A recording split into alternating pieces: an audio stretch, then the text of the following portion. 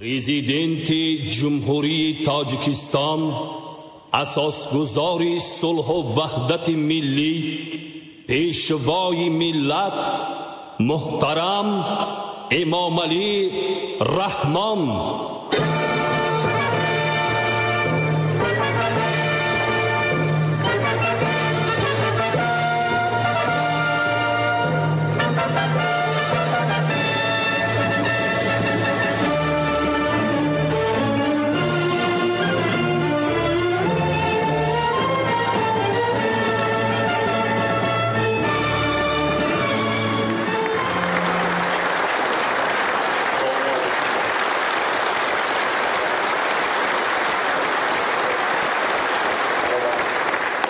دانشمندان و زیایان گرامی، هموطنان عزیز، ملاقات ما با اهل علمی کشور در آستانه جشن بین المللی نوروز سال نو اجدادی مردم آریایی برگزار می‌گردد.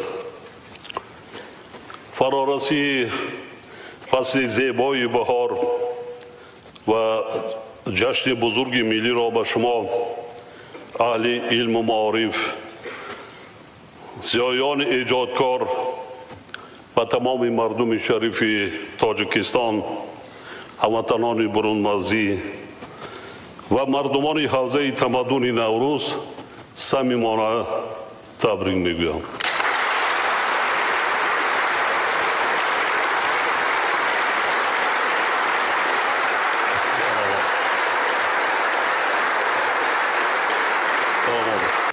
در سرچشمه‌های تاریخی و آثار دانشمندان و محققان معروف ذکر شده است که زمان تاجیکان آیراعتبار در سرگه انقلاب‌های عقلی تمدن بشری قرار داشت.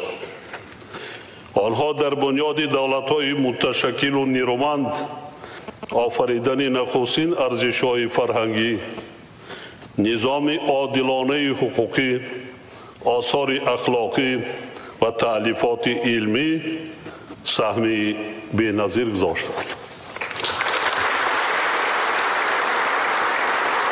بعد به دست آوردن استقلالیت دولتی، ما در برابر احیای ارزش‌های پسندیده نوروز عجم ملاقات رهبر دولت را با اهل ضیا، عالمان و دانشمندان، ادیبان و ایجادکاران، نمایندگان معارف و صنعت و هنر به حکم عنعنه درآوردیم تا با کار و فعالیت آنها آشنا گردیده مسئله و مشکلات حل طلب را مورد تحلیل و بررسی قرار دهیم.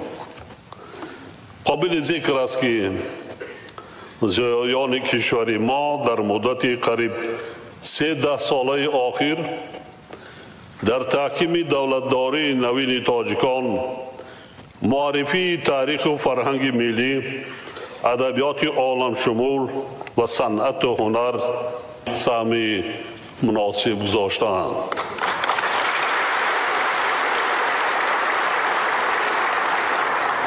در آموزش و تحقیق جشن‌های ملی و احیای آنها از جمله نوروز نقش زیایان نظررس بوده. آنها در زمینه سرچشمه‌های باستانی و تاریخی رساله و تحقیقات ارزشمند به چاپ رسانیدند. امروز مردم شریف تاجیکستان به خاطر استقبال سزاوار جشن مقدس ملی امان 30 سالگی استقلالیت دولتی، بنیاد هزارها انشاءات استحصالی و اجتماعی را به نقشه گرفته، تمام قلمرو کشور عزیزمان را به کارزار بزرگی زحمتی سازنده تبدیل دادند که یک قسم آنها در عرفه و روزهای تجلیلی نوروز باستانی به استفاده داده می شوند. دانشمندان محترم، عصر 21 زمان پیشرفت بی‌سابقه علم و تکنیک و تکنولوژی های نوین می باشد. در چنین شرایط رشد میانبردی هر کشور از دستگیری و در استحصالات جاری کردن دستاوردهای علمی وابستگی عمیق دارد. وابسته به این ما در استراتژی ملی رشد جمهوری تاجیکستان برای دوره تا سال 2030 به سرمایه انسانی دقتی اولین درجه داده ایم. زیرا در شرایط کنونی توجه به نیروی ذهنی و سرمایه انسانی اهمیت بیش از پیش پیدا کرده به نشان دهنده‌های رشد اجتماعی و اقتصادی کشور تأثیر عمیق می‌رساند. امروز به علم و اینوواسیا، تکنولوژی اطلاعاتی و کمیونیکاسیونی و تشکل جهانبینی تکنیکی قدمی به پیش گذاشته نمی‌شود. ما در دایره رشد علم‌های معاصر صنعتی کنانی با سرعت کشور را هدف چهارمی استراتژی مملکت اعلان نمودیم. در این روند مقصد داریم که استفاده تکنولوژی معاصر را در تمام ساحه‌های اقتصاد ملی گسترش داده، تفکر تکنیکی اهالی در نوبت اول جوانان را تقویت بخشیم برای پیشرفت علم‌های بنیادی و تکنیکی و تکنولوژی فضای مساعد فراهم آوریم. محض با همین مقصد ما سالهای 2020-2040 را 20 ساله آموزش و رشد فن‌های طبیعی دقیق و ریاضی اعلان کردیم و باور داریم که این اقدام به رشد تفکر تکنیکی و توسعه جهانبینی علمی جامعه تکانی جدی می باشد. وابسته به این به وزارت معارف و این دستور داده شد که از روی فن‌های ذکر شده هر سال آزمون‌های بین المللی، جمهوریوی، ولایتی و شهری و ناحیوی را با زیاد کردن شماره جایهای افتخاری و از لحاظ مالیوی هوسمند گردانیدن غالبان برآمد. در اینجا قریب که اکثریت اعضای حکومت رهبران ولایت و شهر و ناحیه‌های مملکت دعوت شدند. تنها وزارت علم و معارف نه، رهبران ولایت و شهر و ناحیه نیست. غالبان را اشتراک کنندگان را از جهت مادی و معنوی باید ما هوسمند نماییم، دستگیری کنیم. علاوه بر این رهبریت وزارت را ضرور است که در اساس طلبات نو و با مقصد مطابق ساختن به معیارهای بین المللی، اینچنین بلند برداشتن صفت تعلیم، استانداردهای دولتی و نقشه و برنامه‌های تعلیمی را در همه زمینه‌های تحصیلات تجدید نظر نماید. خلق تاجیک از قدیم به علم و تعلیم و تربیت احترام خاص داشت و در طول تاریخ نابغه‌های به دنیا آورد که در رشد علم جهانی حصه بزرگ گذاشت. اگر اهمیت داده باشیم، من دائم در سخنرانی‌های خود تکرار به تکرار تاکید میکنم: ملت تاجیک ملت فرهنگی است، ملت تمدن ساز و تمدن آفر است، ملت شهرساز و شهردار و معمار و قلمدار است.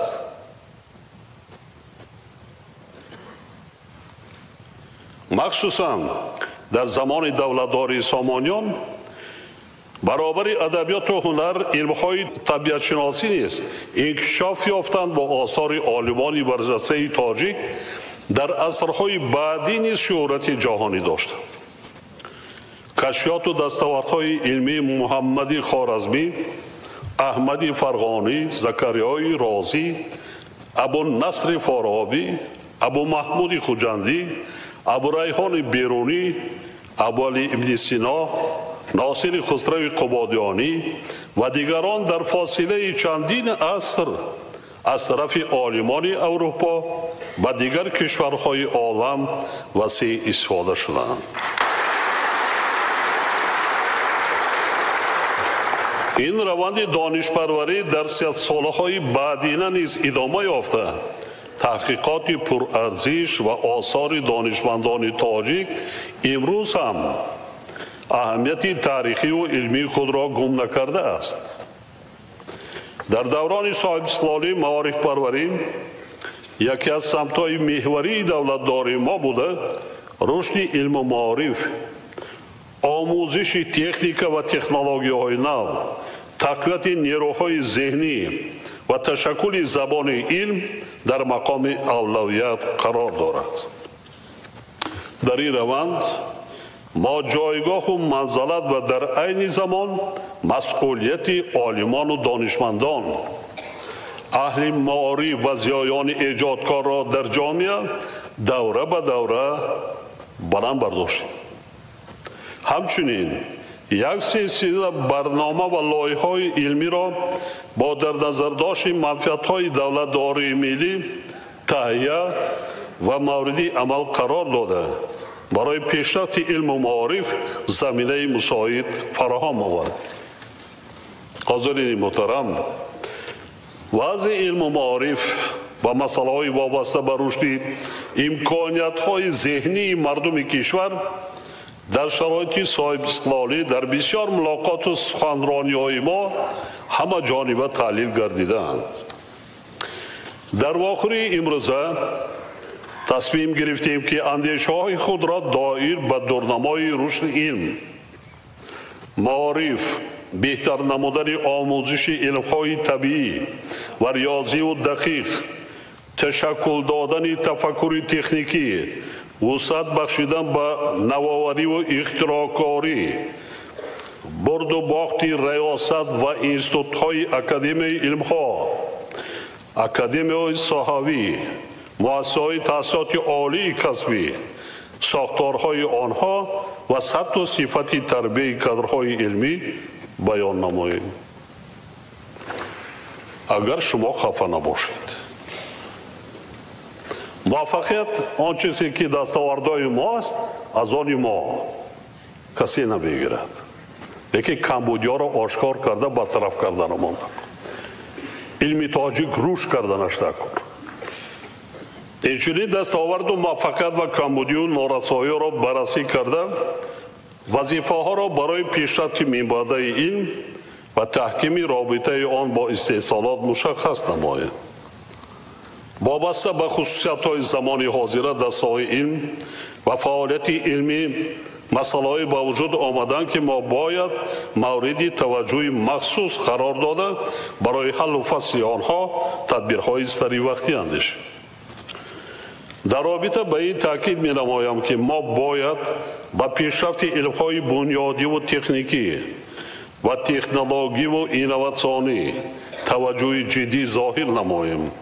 موضوعهای فرمایشی را بر رشد اقتصادیات کشور مطابق گردانیم، با تربیه کادرهای علم و تقویت نیروی ذهنی اعتبار اولین درجه دهیم و ملبگذاری ساحه‌های علم را که با اجرای هدفهای استراتژی دولت روانه شدند تجدید نظر کنیم. در سالهای اولی صاحب استقلالی با وجود دشواری‌های زیادی که به سر دولت و خلق تاجیکستان آمدند، ما نه تنها اکادمی علم‌ها را نگاه داشتیم، بلکه اکادمی‌های صحوی را تأسیس داده ساحه علم و معارف را دستگیری کردیم و مؤسسه‌های علمی و تعلیمی را در دایره امکانات‌های موجوده وجود مبلغ‌زاری نمودیم.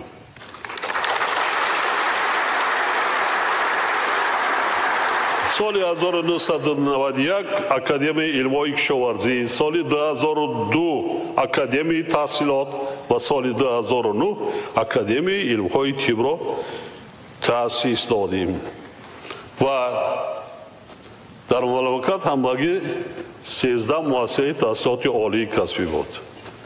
حالا بیش از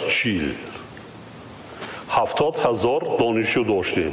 حالا بیش از 220,000 تنها 25,000 در داخل و 30,000 زیادتر با پیشنهادهای ما در خارج کشور تحصیل علم دانشگاه ایستادند. این در زمان بسیار سطح اقتصادی و اوضاع مرکب سیاسی جامعه ما تشکیل شدند.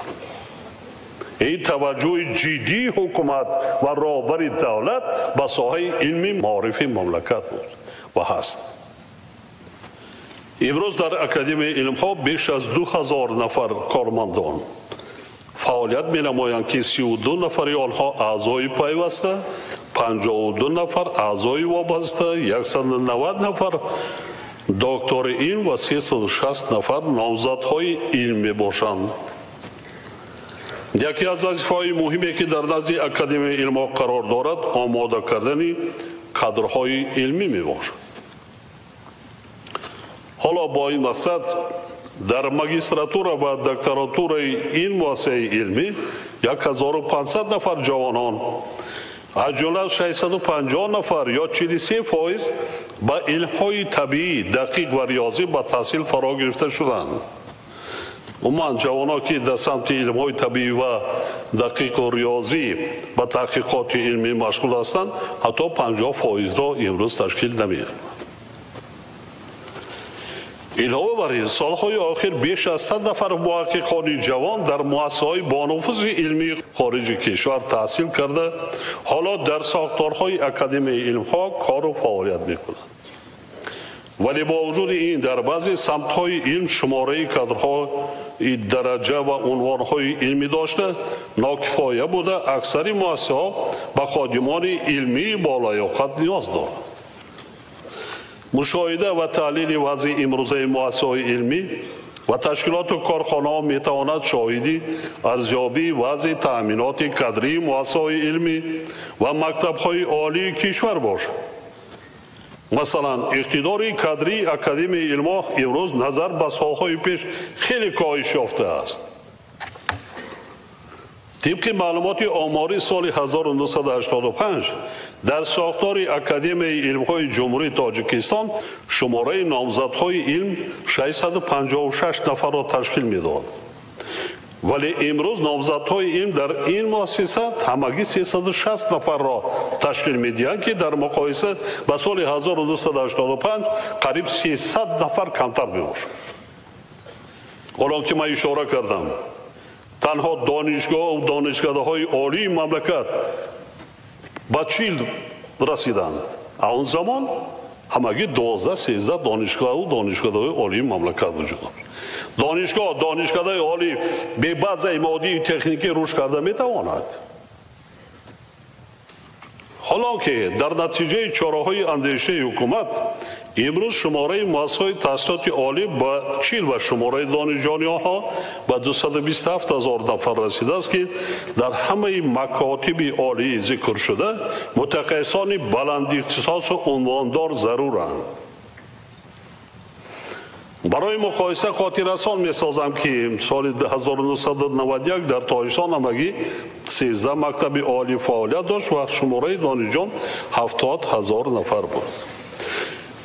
بنابراین اکادمی علم‌ها را ضرور است که با جلب اقتدار علمی دانشگاه‌های مملکت و دیگر مؤسسه‌های تحقیقاتی برنامه دراز مدت و فراگیری تربیت کادرها را با در نظر داشت هدف و مقصدهای ملی تهیه نماید و در سمت تیار کردن متخصصان سطح بلند علمی تدبیرهای ادامگی اندیشند.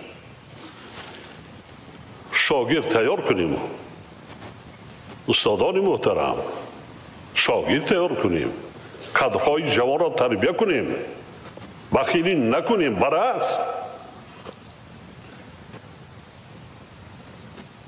چی در 9 میلیون قریب 10 میلیون اهالی امروز ما جوانان با استعداد نداریم. من در سالهای وزمین باز اشاره میکنم، من همان دوره هم اشارات کردم، امروزم برای اکادمی علوم برای علم ساحه معارف ما مبلغ بودجه را دریغ نمیداریم.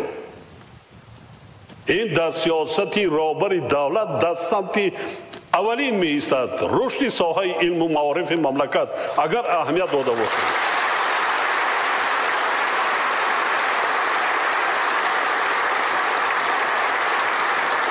شما خوبتر می دانید، آموختید، می آموزید، برای همین ما شما را در اهل جامعه و عموما دانشمندان میگوییم تحلیل کنید اوضاع جامعه جهانی یک چند تاریخی 70 سال پیش و امروز دولت ها در کجا قرار داشتند؟ دولت هایی که در جنگ دویمی جهان به خاک یکسان شده بودند امروز با رشد علم تکنولوژی خود در جهان در جای چند قرار دارند.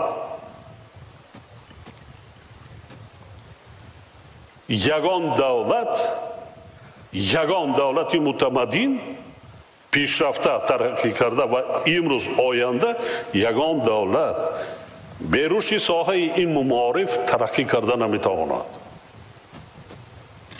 پیش نمی رود. بسیاریاتان حال درک نکرده سادید.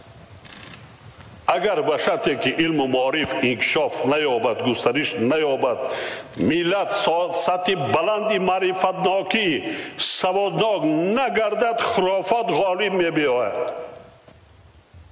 افراطگرایی رشد می کند، آنچه که در جامعه ما امروز هست. یکی از سببهای جنگ شهروندی بدبختی سالهای 90 همین بود. کیا دست بالا شدند؟ کیا؟ از مسجدها، ملاها. اکادمی علم ها اینچنین هم آهنگسازی کارهای علمی و تحقیقاتی را در ساحه‌های طبیعت شناسی، تکنیکی، طبی، کشاورزی، گومانیتری و جمعیت شناسی به عهده دارد. با این مقصد در نزد ریاست اکادمی علم ها شورای هم آهنگسازی کارهای علمی و تحقیقاتی فعالیت دارد که لایحه‌های علمی و تحقیقاتی فرمایشی را بررسی می‌نماید. تحلیل‌ها نشان می‌دهند که حالا نیز در انتخاب موضوعها سهل‌انگاری مشاهده شده، مبلغ جداکنی با علم‌های برای کشور ضروری کم می‌باشد. از این رو حکومت مملکت باید یک جا با شورای هم آهنگساز ثمرناکی مبلغ‌زاری بودجتی لایحه‌های فرمایشی علمی و تحقیقاتی را از نقطه نظری سفارش‌های امروزه بررسی نماید و مکانیزم‌های معاصری مبلغ‌زاری آنها را تصدیق و عملی گرداند. همچنین با مقصد از بین بردن عامل‌های کروپسیونی و تامین نمودن رقابت آزاد استعدادها با منفعت علم و دولت، ترتیب وابسته کردن لایحه‌های علمی و موضوعهای فرمایشی را در بین مؤسسه‌های علمی و عالمان بازنگری نماید. اینجا پنهانیش نیست. یک قالب کهنه‌ای که ما اول نامزد را وای میکنیم، فرمایش وای میکنیم، موضوع را بعد پیشنهاد میکنیم که همین موضوع را ماده جات چند نفر اکادمی عضوی وابسته و پیوسته و کیها همانده کوتا طلب میکنیم که همین ها گذارد. ما با عالمان استعدادهای جوان، آنهایی که در حق جان فدای علم و باید دارد، راه را کشاده مذکر است. من تعلیق میکنم عالمای محترم ما بسیار خفه نشوند. من در تئاتر اپرا بالت در یک سال وای کرده بودم، با عالمان واخوردم و گفتم به حساب میانه سینی سالی اکادمیکای ما در مجموع در همان سالی که ما تعلیق کرده ملاقات داشتم، همون هم در عرفه جشن وای بود. از روی انصاف نیست. این بود، این هست، چرا پنهان میکنیم؟ در دوران صاحب سالی دانشمندان اکادمی علم ها یک سلسله کشفیات را در ساحه‌های ریاضی، فیزیک، شیمی، بیولوژی، گیولوژی، فیزیولوژی و ژنتیک رستنی ها مورد عمل قرار دادند. اما در زمان پیشرفت با سرعت جامعه جستجوهای علمی طلبات دولت را خانه کرده نمیتوانند. مثلا ما امکانیت داریم که با یاری عالمان و محققان اختراعکار ساحه‌های فیزیک، شیمی، تکنولوژی، بیولوژی و فیزیولوژی رستنی ها استحصال بعضی تجهیزات تکنیکی را در مملکت برآوریم یا نوع‌های گوناگون تخمی زراعت ها را خودمان استحصال کنیم. ولی با وجود آنکه ما ذخیره‌های زیاد داریم تا به حال تخمی بسیار نوع‌های زراعت را از خارج کشور وارد کنیم و تمام تجهیزات و تکنولوژی حتی مال‌های طلبات هر روزه مردم را نیز از بیرون خریداری می‌نماییم. قریب 6 میلیارد دلار برآورد است گردش مال تجارت. زیاده از 3 میلیارد دلار از بیرون می‌آوریم. جای پنهانیش نیست. هر چی که ما در تالات هستیم تا تلفن‌های موبیلی، قلم روشکه ما، کاغذ و دفتر ما همش از خارج کشور است. عادی ترین، من در جلسه حکومت تاکید کردم، عادی ترین ما اشیاء خام زیاد داریم، به نهایت زیاد داریم. ما تکنولوژی نداریم، یعنی متخصص نداریم. همچون اشیاء خام رفته ایستاده است. همه چی داریم ما. غیر نفت و گاز.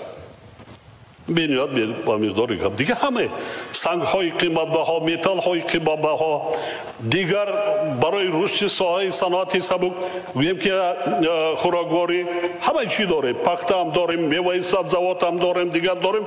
هنر نه تکنولوژی اختراع کردیم. نه متخصص داریم. حتی صنعت سبک ده امروز ما صدها کارخانه‌های رساندگی بافندگی بنیاد کرده ایستادیم با واردات تکنولوژی حاضر زمان. متخصص نداریم که این تکنولوژی را کار فرماید. از خارج ما تکنولوژ و انجینرها را با مبلغ‌های کلان دعوت کرده کار فرموده ایم تکنولوژی. حتی دسته‌های طب هم از آن جمله همین. صدها میلیون دلار در ما تکنولوژی وارد کردیم. یکی با کار استفاده بردن این تکنولوژی متخصص نداریم.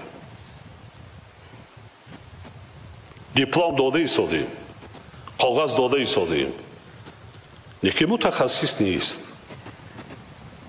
تحلیلان نشان میدهند که فعالیت انستیتوت‌های اکادمیا با بهبودی جدی نیاز دارد و با وجود دستگیری‌های دولتی کارهای علمی کارمندان آنها با طلبات دولت کم جوابگو میباشد.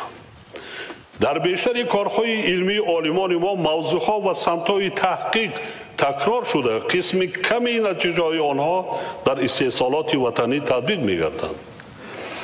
معلوم می شود که رابطه میان انستیتوت‌های اکادمی علم‌ها با وزارت کمیته‌های ساحوی، کارخانه‌های صنعتی و شرکت‌های استحصالی خصوصی و طور جدی برآ مانده نشده است. وابسته به این اکادمی علم‌ها، اکادمی‌های ساحوی و بخش‌های علمی مؤسسه‌های تحصیلاتی عالی کسبی وظیفه‌دار کرده می‌شوند که ساختار اداری خود را تجدید نظر کرده ثمره‌ناکی فعالیت و نظارت کارهای علمی و تحقیقاتی را در تمام مؤسسه‌های اکادمی و پژوهشگاه‌های ساحوی تأمین نماید. اینچنین معیار ارزیابی کارهای علمی و تحقیقاتی را مطابق طلبات بین المللی تهیه و جاری کرده. این بعد جابجاگذاری کادرها و انتخاب اعضای وابسته و پیوسته اکادمی علم‌ها را طبق این معیار برآورد. در زمانهایی که علم از دستگیری دولت برخوردار نبود و همچون نوعی شعوری جمعیتی در رقابت آزاد با اعتقاد و اخلاق قرار داشت، توانست صدها نفر ابرمردان علم جهانی و نابغه ها را به میدان آورد. سبب در چی بود که عالمان پیشین چنین دستاوردها را نایل شدند؟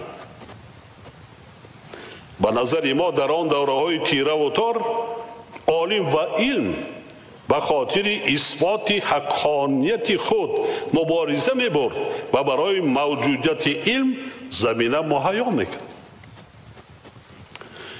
از این رو ما را ضرور است که در شرایط کنونی، یعنی در زمانی که برای رشد علم تمام امکانیت ها مهیا می باشند، راه و واسطه های عاقلانه رقابت آزاد علم را با در نظر داشت منفعت های ملی و دولتی تأمین نماید. مسلم است که به موجودیت آزمایشگاه های مجهز زمانوی، پایه استوار مادی و تکنیکی و کادری، پیشرفت علم‌های تکنیکی و طبیعی و خصوصاً علم‌های تجربوی غیر امکان است. باید یادآور شد که حالا محض با همین سبب تقریبا تمام مؤسسه‌های تحصیلات میانه عمومی و عالی، علمی و تحقیقاتی و آزمایشگاه‌های ساحه تندرستی کشور نمی‌توانند تحقیقات ثمرناک و تشخیص دقیق و سریع را به انجام رسانند. مشکلات ذکر شده تربیت متخصصانه جاوگویی طلبات معاصر را در سمت فنهای تجربوی و تحقیقاتی بنیادی غیر امکان می‌سازد. علاوه بر این آزمایشگاه‌های سنجش صفت محصولات در نزد مرکزهای سودا، کارخانه واحد دولتی راه آهن، خدمات گمرک، اگنتی تاجیکستان، کمیته بی‌خطری آذوقه‌واری و مانند اینان نیز حالت خود را به تجهیزات ضروری و مواد کیمیایی نمی‌توانند در سطح ضروری برآورند. حالا که دایر به این مسئله هنوز سال 2017 برنامه مخصوص دولتی قبول گردیده بود. بنابراین مرکز جمهوری تأمینات ساحه‌های علم با تجهیزات تکنیکی، اسباب‌ها، مواد کیمیایی و وسایط اکسپدیسیونی وظیفه‌دار کرده می شود که صرف نظر از منسوبیت ساختاری طبق طلبات مؤسسه‌های علمی و تعلیمی جهت خریداری کردن تجهیزات، اشیا و بخصوص محلول‌های کیمیایی و بیولوژی چاره‌جویی نماید. صفهای لابراتوری از مکتب میانه تا بالا اگر داریم فنهای لابراتوری، اما پرابیرکا دیگر چیزایی وای است. حتی معلم آموزگار از شیمی، فیزیک، دیگر بیولوژی و یگان کاری تجربی و نه به دانشجویان نه به خوانندگان نشان دادن خودش هم فراموش میکنه. همزمان با این دستگاه اجرایی پرزیدنت با وزارت‌های عدلیه، معارف و علم، اکادمی علم‌ها و اکادمی‌های ساحوی ترتیب فعالیت این مؤسسه را بررسی کرده دایر به وارد نمودن تغییر لوایح ضروری به نظامنامه آن پیشنهاد منظور نماید. حاضرین ارجمند، در سمت تحقیق تاریخ، زبان و ادبیات، فلسفه، سیاست شناسی و فرهنگ پرغناوت ملت تاجیک دانشمندان اکادمی علم‌ها کارهای ارزشمندی را انجام داده آثار بی‌بهای نابغه‌های علم و ادب را به چاپ رسانیدند. از جمله مونوگرافی 6 جلده تاریخ خلق تاجیک به زبان روسی به نشر رسیده، کتاب اتنوگنز و تاریخ اتنیکی تاجیکان به چاپ آماده گردد که اهمیت زیادی علمی و عملی دارد. تا به امروز به مناسبت 5500 سالگی سرس یک قطار رساله ها تهیه و به نشر آماده شدند. حالا در چندین موضع های تاریخی کشور کارهای باستانشناسی ادامه دارند، اما باید اقرار شد که کار در این سمت در سطح قناعتبخش برای مانده نشده است.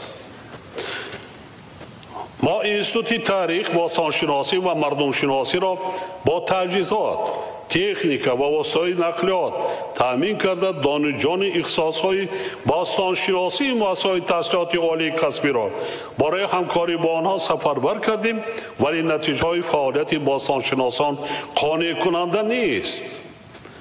من دعوت کردم راهبر سابق پژوهشگاه باستانشناسی، پرسیدم، طلب کردم چی نمیرسد برای پیش بردن؟ نقلیات نیست، در منطقه‌های دوردست کوه رفتم اینش نمیرسد، ویش نمیرسد. همه خبیر من از فوند پرزیدنت مقصود 2 برابر تامین کردم. پیش از ما بفکرم که ذوق نیست و حس ملی وطن دوستی و وطن پرستی نداره. طبق مشاهده کارهای باستانشناسی در یادگاری‌های تاریخی تخت سنگین، هولبوک، قلعه کولاب، یمچون، شیدان سری خاصار، یادگاری های کنگورتوت، زال زرد، ناصری خسرو و سرس و طلبات جاگون نبوده.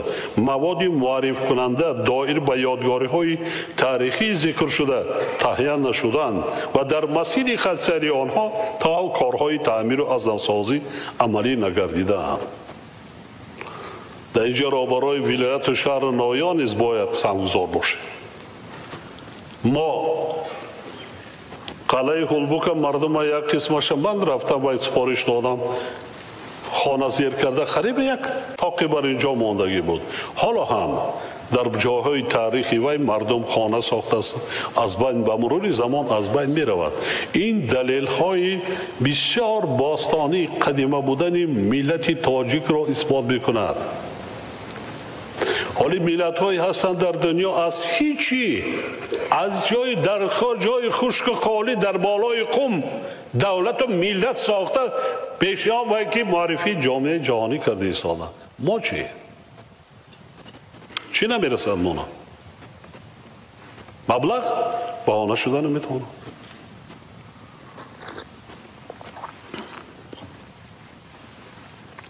از این رو با اکادمی علم ها، انستیتوت تاریخ، باستان شناسی و مردم شناسی و مؤسسه‌های تحصیلات عالی کسبی که با اختصاص تاریخ و باستان شناس متخصص آماده می‌کنند سپارش داده می‌شود که کارهای علمی و باستان شناسی را در موضوعهای تاریخی وسیع برآمانند و یکجا با مقامات اجرایی محلی حاکمیت دولتی جهت تجدید و برقرارسازی آنها تدبیرهای مشخص نهادند.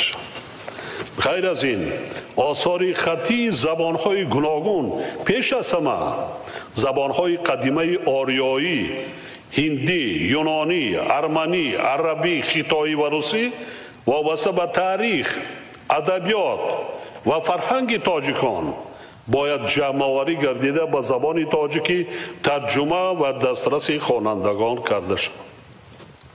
من مبلغ جدا کردم نه که برای ترجمه کردن اثرهای خودی گذشتگان و امروزه خود، بلکه بزرگترین عالمان و دانشمندانی که اثرها یا اینکه ایجادیات عالم شمول برای بشر دارند خریداری کرده، ترجمه کرده بر سهم برای خوانندگان، آنهایی که ذوق دارند برای آموختن به این دانش دیگر پیشکش کردن ما در کار.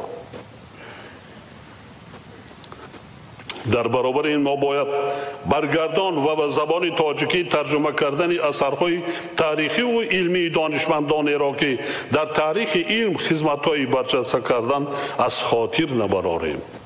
و برعکس من سپارش دادم، اولین کاری کرده بودم سپارش دادم که کتاب تاجیکان باباجان غفورов را به زبان‌های دیگر انگلیسی، عربی و فرانسوزی، چینی دیگر توی کرده پیشنهاد کردن در کار، پرتافتن در کار. امروز پرابلم نیست با واسطه اینترنت و دیگر ملت و خلقات دنیا باید از تاریخ و تمدن تاجیکان با خبر باشند. معلوماتی که من دارم با فکرم یک چند مرتبه گفته بودم، ایجادیات مولانای بلخی در واشنگتن از همه بیشتر خریدار دارد، هر سال بیشتر به چاپ میرسد، به نهایت زیاد.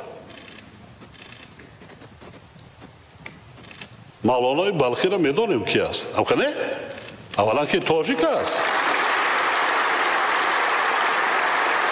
دیومش که از وادی وحش امروزه بلخ، وادی وحش نایای باختر و نزدیک به همین جلالدین بلخی که امروز نامگذاری کرد. زیرا این کار بر رشد زبان علم نیز مساعدت میکند. ما در ساختار اتفاق نویسندگان مرکز ترجمه و در اکثر دانشگاه مرکزهای علمی تأسیس داده ایم. وظیفه آنها محض ترجمه برگردان و بازنشر آثار ارزشمندان گذشتگان و معاصران جهانی و وطنی به شمار می رود. گرچند آثار منظوم و منصور ادیبان کلاسیکی و معاصر قسما تحقیق و تهیه و نشر شده است، ولی مسائل تحقیق طلب دایر به تاریخ ادبیات تاجیک هنوز خیلی زیاد میباشد. سالهای آخر در پایتخت یک عملی نیک و دوراندیشانه به حکم عنعنه در آمده است که فرزندان و نزدیکان عالمان و ادیبان فوتیده کتابخانه والدینشان را به کتابخانه ملی برای استفاده می‌سپارند.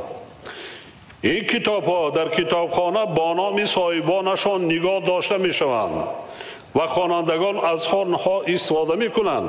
با این راه کتاب‌ها از همه گونه خطرها حفظ می‌شوند و از طرف دیگر نام این عالم ابدی باقی می‌ماند.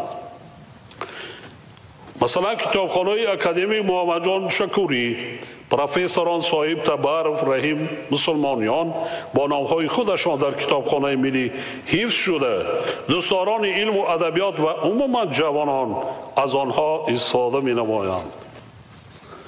وابسته به این به عالمان کلانسان، فرزندان دانشمندان و همه زیایان مراجعت کرده خواهش می نمایم که کتابخانه خود را با کتابخانه ملی یا کتابخانه شهری نایوی دانشگاه‌های عالی کسبی سپارند تا دیگران نیز از آنها استفاده کرده منفعت بینند و غذای معنوی گیرند.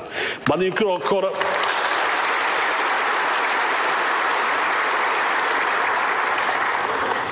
با یک نکته را همیشه باید در یاد داشته باشیم که کتابخوانی راهی اساسی بلند برداشتن ثبت معرفت است و عالم بی کتابخوانی عالم نمی شود.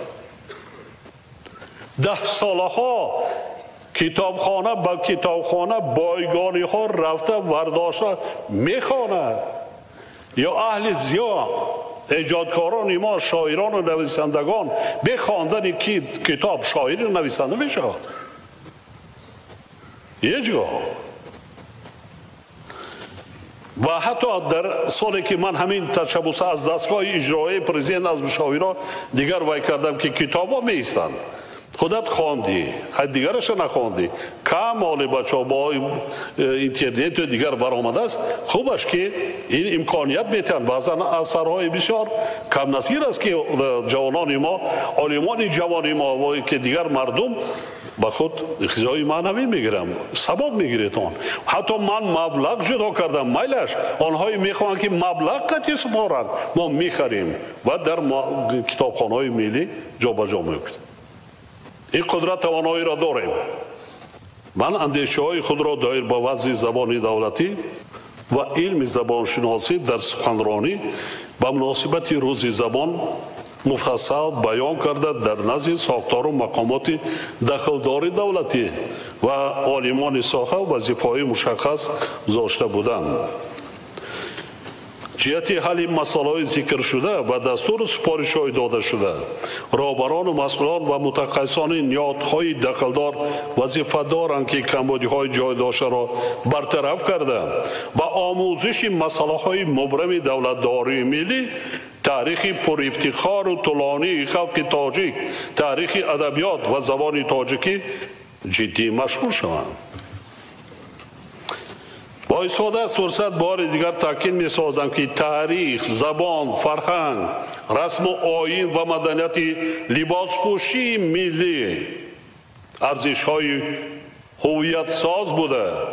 عالمیان ما و شما را قبل از همه از روی همین صفت ها می شناسند و اعتراف می کنند. امروز در جامعه ما چه شده ایستاده است؟ اکثریت بانوان ما، مخصوصا بانوان، سر لباس های بیگانه را تلقین میکنند. مثلا با درگیر اطراف پایتخت و شهری دوشنبه حتی خودش نمیفهمه برای چی کرده ایستاده است. یک ظاهر پرستی در معینه یگان چی نیست، نه سواد است نه دانش است. از کجا از اونا فرزندای با سواد و با استعداد به دنیا و میاد و تربیت میگیره؟ غیر خرافات دیگر چیزی دیگر نیست.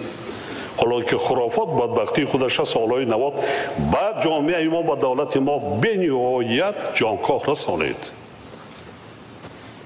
یا دیگر من عالمان خفه نشویتون، من تحلیل کردم 90% عالمای تاجیکی ما نام تاجیکی ندارن. حالا که رهبر دولت هیچ کار ما لیکن رهبر یگان قانون دیگر نیست، قانون یک است. چرا از تاجیکیت خودمون میترسیم؟ رهبر دولت امام علی رحمان یگان کسایی شده است. الان همین حس ملی، حس وطن دوستی و وطن پرستی مردم را نشان میدهد، اهل زیا را نشان میدهد. این بی‌حرمتی نسبت به ملت و تمدن تاجیک است.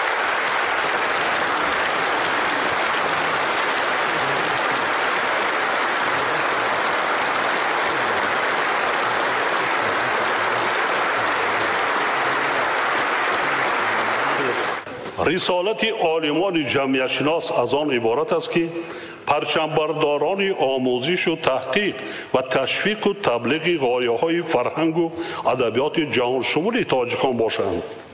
از ارزش ملی که اصل و اساس دولتداری ملی دنیوی ما محسوب می‌شوند با ننگ و ناموس وطنداری دفاع کنند و در امر گسترش خودشناسی ملی و تاریخی نسل جوان با کار و پیکار خود نمونه عبرت نشان دهند.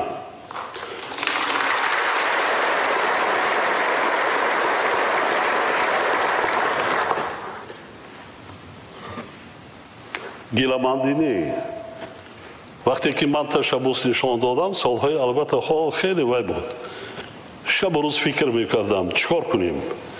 یک ایده لازم بود که ملت رو سرجم کردن در کار.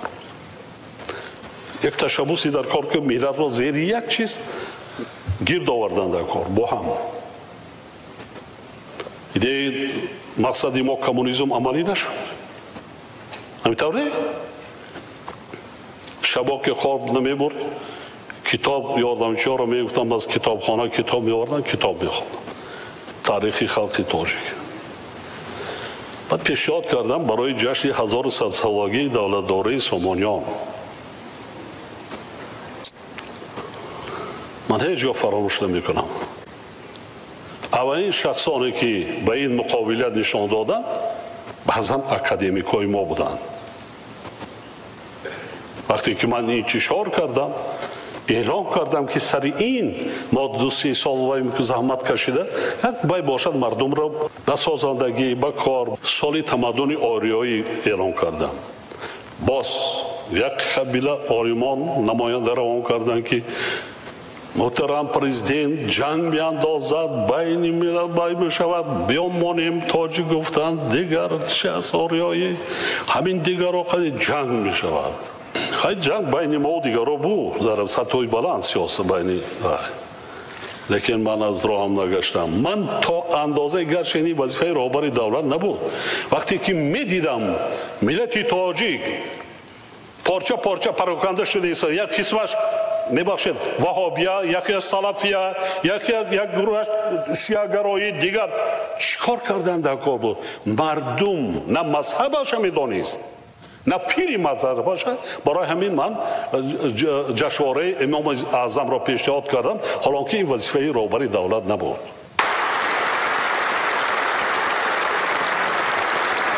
این مردم را هدایت کنیم، برای درست هدایت کنیم که داند پیری مذهبش که است. مذهب در کدام مذهب ما قرار داریم؟ چرا ما بیگانه پرستی میکنیم؟ چی میشد با تاجیکستان؟ حاضرم آنهایی که دولت را به خون آمیخته کردن آنها ایمان ندارن، ایمانشان فروختن، آنها شیعه شدند.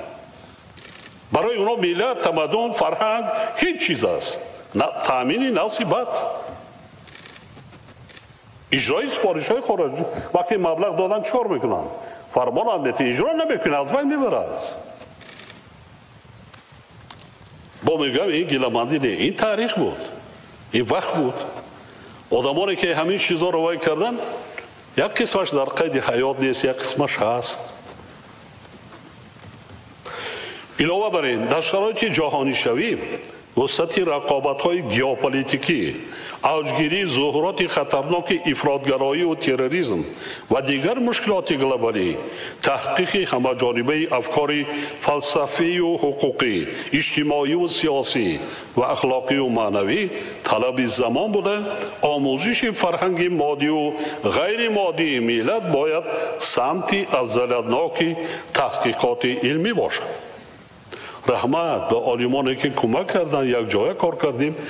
ما کردیم به سطح بین المللی جشن نوروز را.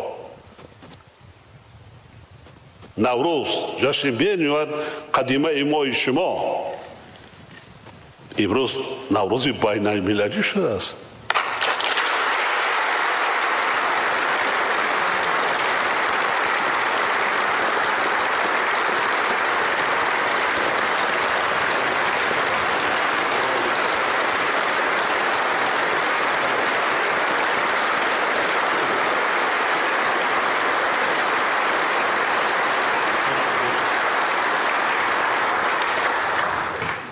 باید گفت که خرافات، افراطگرایی و رادیکالیسم دینی یکی از خطرهای به آینده باثبات مردم ما تهدید کننده می باشد.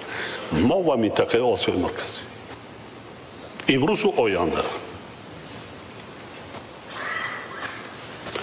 اکثر مردم ما با زندگی و واقعیت از نقطه نظر منطق، علم و جهان بینی علمی بها نمیدهند. به نظر ما یک سبب پیش نرفتن تفکر مردم همین عامل می باشد. دور نمیریم، افغانستان همسایه ما 44 سال است. الان همین عامل است. 44 سال باز الان مسجد است، الان ملا است، الان وای است. اما عالما بسیار ما در دهانمان آب میگیریم و بی‌طرفی. جوانان که آینده مملکت می باشند باید از عقیده های خرافاتی دور باشند. دانش های معاصر را جدی آموخته هر یک رویداد جامعه را از نقطه نظر علم و منطق تحلیل کنند و در زندگی راه درست را انتخاب نمایند. از این رو عالمان سیاست شناس، فیلسوف‌ها و عموما جامعه شناسان را ضرور است که سبب و عامل‌های ظهور عقیده‌های خرافاتی، شدت گرفتن افراطگرایی دینی و عاقبت‌های آنها را تحقیق کرده راه‌های از بین بردن خرافات و سبب و عامل‌های داخلی و خارجی سرزدن جنگ تحمیلی شهروندی را در کشور همه جانبه مورد ارزیابی قرار دهند. در دوره جنگ تحمیلی شهروندی که با گناه خائنان ملت تاجیک از جمله حزب تروریستی و اکستریمیستی نهضت سر زد، عالمان و متخصصان بهترین ما به ترک وطن مجبور شدند و علاوه به خسارات زیادی که به همه ساحه‌های حیات دولت و خلق ما رسانیده شد، علم و معارف نیز زیانی بزرگ دید. امروز مردم ما باید سبب‌های آن جنگ خانمانسوز را دانند. در این بابت نباید خاموش باشیم. عالمان ما باید سبب و عامل‌های آن را تحقیق کنند تا که چنین خطایی‌ها در آینده تکرار نشود. دوستان عزیز، خطاگی‌هایی که 1100 سال پیش در سلاله دولتداری سامانیان سر زد، دولت را از بین برد. همون خطاگی‌ها از بعد 1100 سال باز تکرار شد. تحقیق کردن مانده کار، آموختن مانده کار. گناهکار یا کی است؟ کدام عامل‌ها بودند؟ جای وای نیست از بیرون راهبری کرده. این تاریخ است. در جنگ دوم جهان 300,000 شهروندان جمهوری تاجیکستان اشتراک کردند. از همین قریب 100,000 هفتیده است. لیکن در جنگ شهروندی ما زیاده از 150,000 هفتیده است. 1,000,000 فراری شدند. این خطر آزی تا حاضر آفتهای همون بدبختی را ما تا حاضر پورا برطرف نکردیم. کسی یگان چی باید گویا که همین خیلی بود گذشت، حالا که فراموش کردیم. کی آموختنش کار؟ سبب چی بود؟ یعنی در ظرف 75 سال همین خیلی آدمان سرکردگان حزب تروریستی 40-50 ساله بودند. اونا در کجا تولد شدند؟ در در کجا به وای رسیدن؟ کدام مکانیزم اینو آموختن دکتر؟ اینو عالمان میکنن، سیاست شناسا، فیلسوفا. کدام مکانیزم های زمان دولت داری زمان با چی کمبودیا را دادن که برای چی بدون اون دولت چگونه ایدئولوژی بود؟ برای چی یک بار در یک سال هم نشد، سال 91 حالی شوروی برای نخورده این چیزها در ما سر زد. در کجا چی کمبودی بود؟ ما اثبات کنیم و پیشنهاد کنیم که رابطه امروزه و آینده دولت حکومت تاجیکستان با چنین خطاگی‌ها راه ندهد.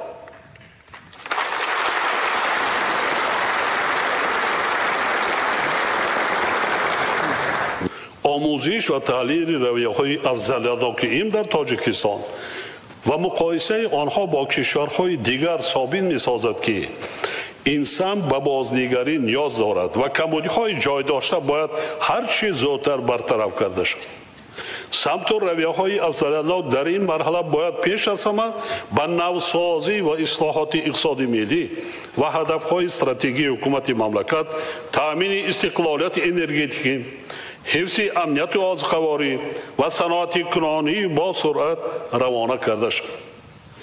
بنابراین وزارت‌های رشد اقتصاد و سودا، معارف و علم، صنعت و تکنولوژی‌های نو، تندرستی و حفظ اجتماعی، اکادمی علم‌ها و اکادمی علم‌های کشاورزی وظیفه‌دار کرده می‌شوند که ذخیره‌های ذهنی مملکت را به سمت تأمین اجرای هدف‌های استراتژی کشور سفربر کرده، نامگوی رویه‌های افضلیت‌ناک تحقیقات علمی را در مدت 3 ماه از نو تهیه و برای تصدیق به حکومت مملکت پیشنهاد نمود.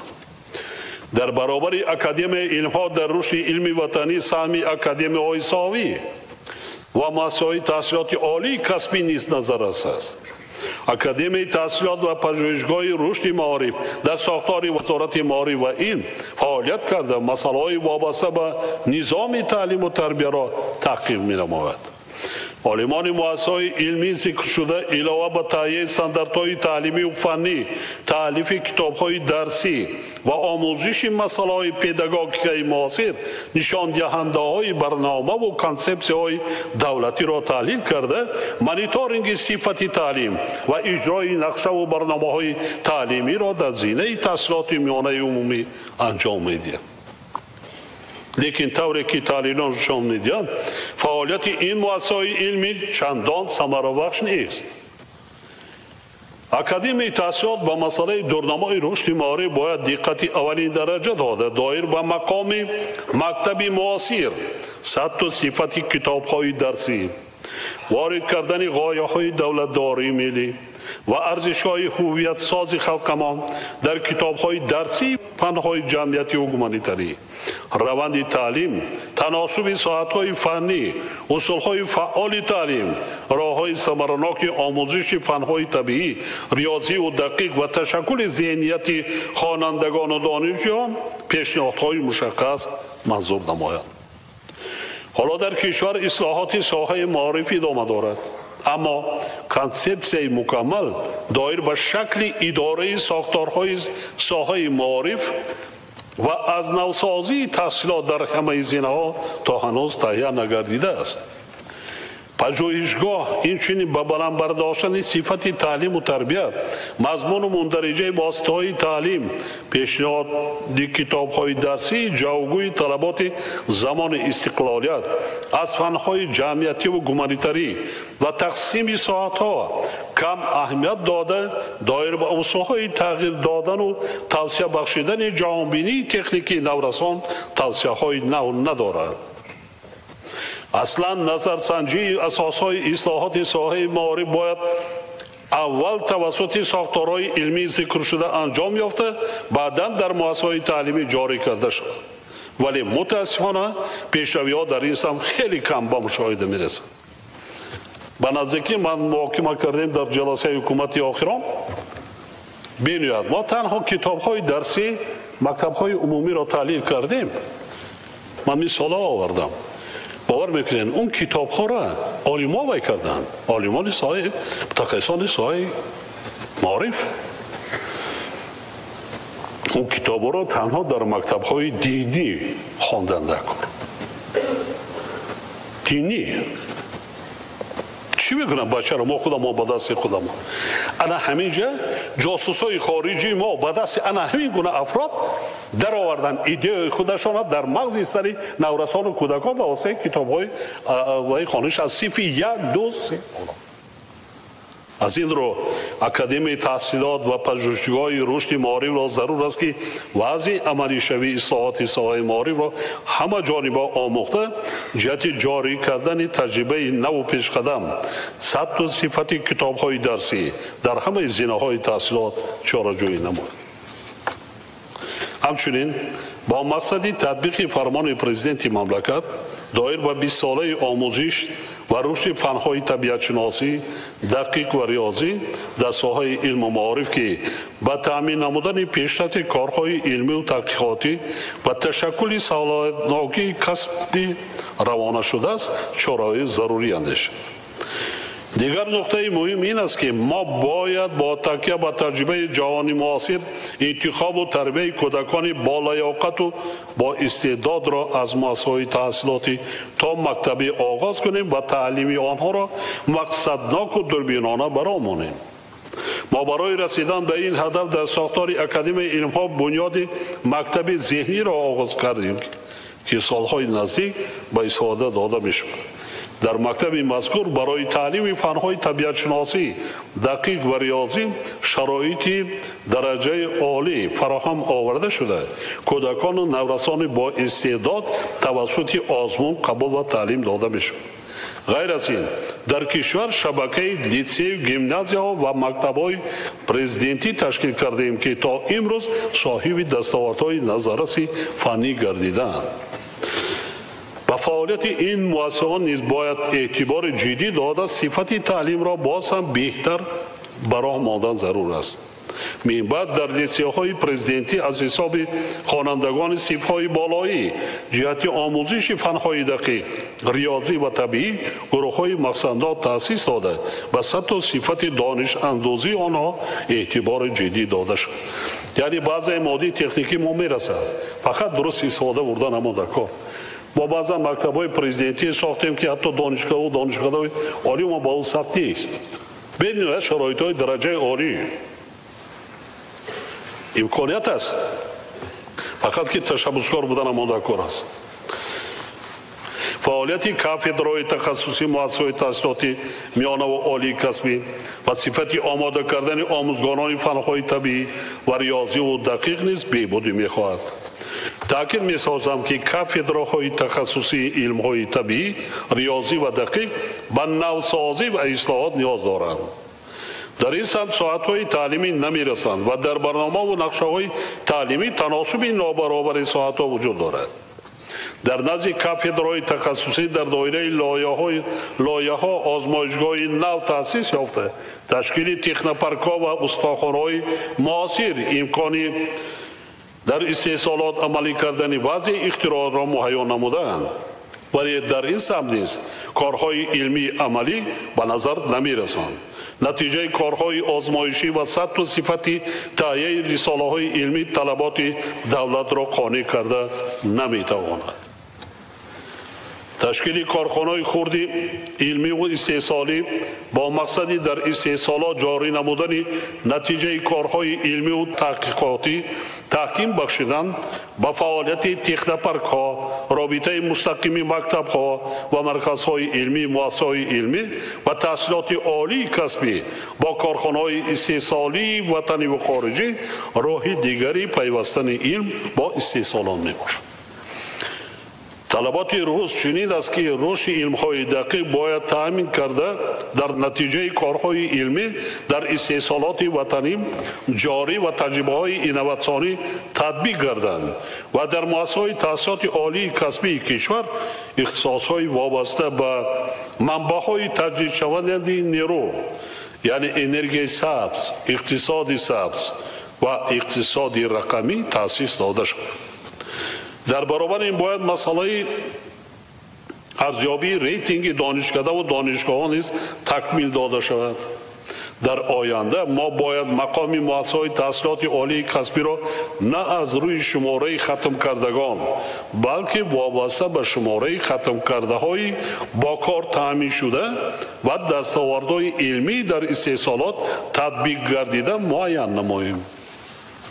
وابسته به این پیشنهاد می نمایم که از 1 ینوری سال 2021 شماره گیرندگان استیپندیای پرزیدنتی جمهوری تاجیکستان در مؤسسه‌های تحصیلات میانه عمومی که در آموختن فن‌های طبیعی و ریاضی و دقیق نتیجه‌های بلند نشان می‌دهند از 400 نفر تا 3000 نفر زیاد و اندازه مبلغ آن 500 سامانی مقرر کرده شود.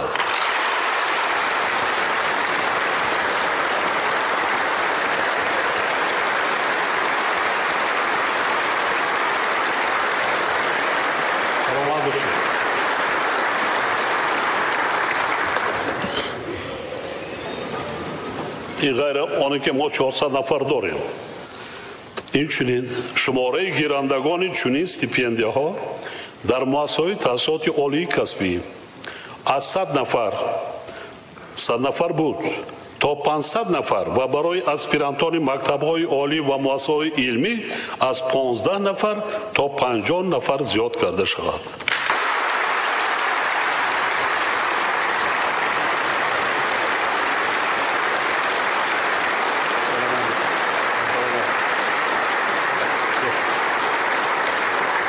از شماره عمومی استیپندیه های پرزیدنتی 70% برای فنهای طبیعی دقیق و ریاضی روانه کرده شد و وزارت های مالیه، معارف و علم سپارش داده می شود که برای از 1 سپتامبر سال 2021 زیاد نمودن مزد مهنت آموزگاران فنهای طبیعی دقیق و ریاضی مؤسسه‌های تحصیلات عمومی و دیگر امتیازها برای آموزگاران چنین مؤسسه‌ها بخصوص آموزگاران جوان به حکومت مملکت پیشنهاد منظور نمایند.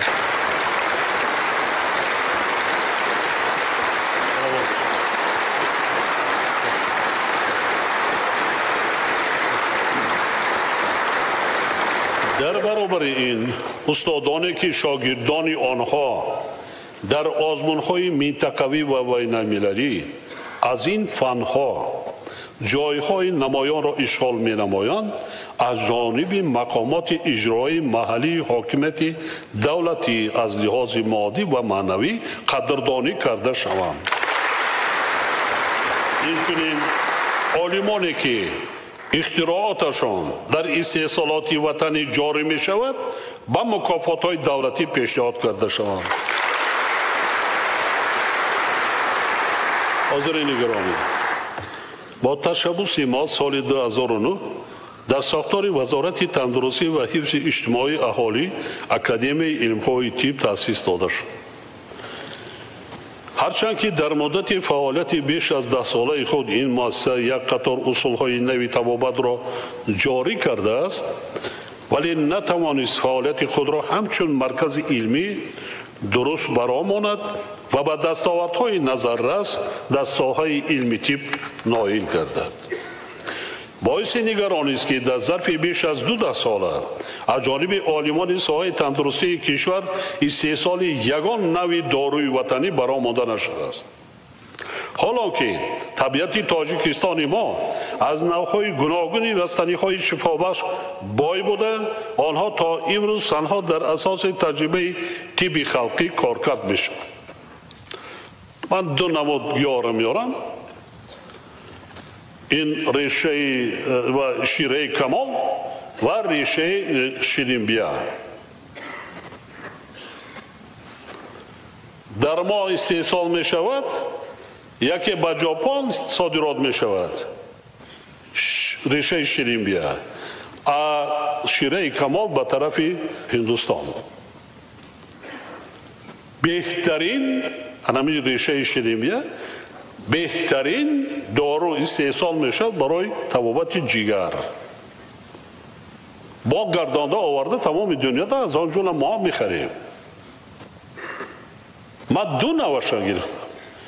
گرچندی حال در مقیاس جمهوری چندین کارخانه‌های خردی کارکردی گیاهای شفابخش هست، لیکن ما نتوانستیم همین کارکردی سطح بلندی علمیش برای مونده پیشنهاد کنیم، هم برای تابعیت داخل هم بیرون. چرا ما اینقدر گیاهای شفابخشی که برای سلامتی انسان فایده‌ناک است یگان نمودی همین چیزهای حتی همین پیشنهاد کردن نمیتونم. من سفارش دادم در تمامی پلیکلینیکا کسالخانه جای علایده برای مریضان دیگری که وای میشوند توبت چایو از گیاهای شفابخش اکنون که مردم استفاده کنند. هزارها نمود است. تاجیکستان از لحاظ ذخیره من همین نمود گیاهای شفابخش در جهان جای یکم میگیره. فقط پیش کردن نیست، فقط جمع آوری درست کرده کار کردن. آلیمان کشور را ضرور است که در شرایط رشد با صورت تکنولوژی زمان معاصر استحصال دارویی را با استفاده از گیاهای شفابخش وطنی آغاز نمایند و در حفظ سلامتی اهالی مملکت حصه گذارند. من سفارش دادم حاضر در شهر دوشنبه یک جای پیش‌رو بود وزارت تندرستی با صاحبکارا که همین کارخانه استحصال داروهای طبابتی را از این بیخیمیا از همین حالی بسیار دنیا ببینید چین در خیمیا را استفاده نمیکنن. همه داروهای طبابتیش هم از علف است، گیاه است. غیر از این در کشور ما در اساس اشیاء خام وطنی امکان کارکرد و استحصال تجهیزات گوناگون طبی وجود دارد، اما این امکانیت برای طبابت با ساختن تکنیک و تجهیزات ساحه کم استفاده می شود و عالمان کشور باید در این جهت نیز چاره‌های مشخص اندیشند. از این رو با حکومت مملکت سفارش داده می شود که یک جا با اکادمی علم ها، وزارت های معارف و علم، تندرستی و حفظ اجتماعی در مدت 3 ماه لایحه قرار حکومت را جهت برهم دادن و به ساختار اکادمی علم ها وارد کردن اکادمی علم های طب پیشنهاد نماید. همچنین وزارت تندرستی و حفظ اجتماعی اهالی را ضرور است که با استفاده از تجربه عالمان مؤسسه‌های تعلیمی که در ساختارش فعالیت می‌نمایند و از حساب موضوعهای فرمایشی ساحه طب جهت حل کمبودی‌ها چاره‌جویی کرده به رشد علم طب و اختراعات نو در این سمت دقت اولین درجه دهند. وابسته به موضوع یک مسئله مهم را تاکید می‌نمایم که عضویت در اکادمی ها نه برای شهرت و نام بلند یافتن بلکه به خاطر کشفیات و نوآوری، خدمت صادقانه به علم و خلق تاجیکستان، تربیت کادرها، رعایت آداب علمی یعنی اتیکای علمی و انتظام کاری باید باشد.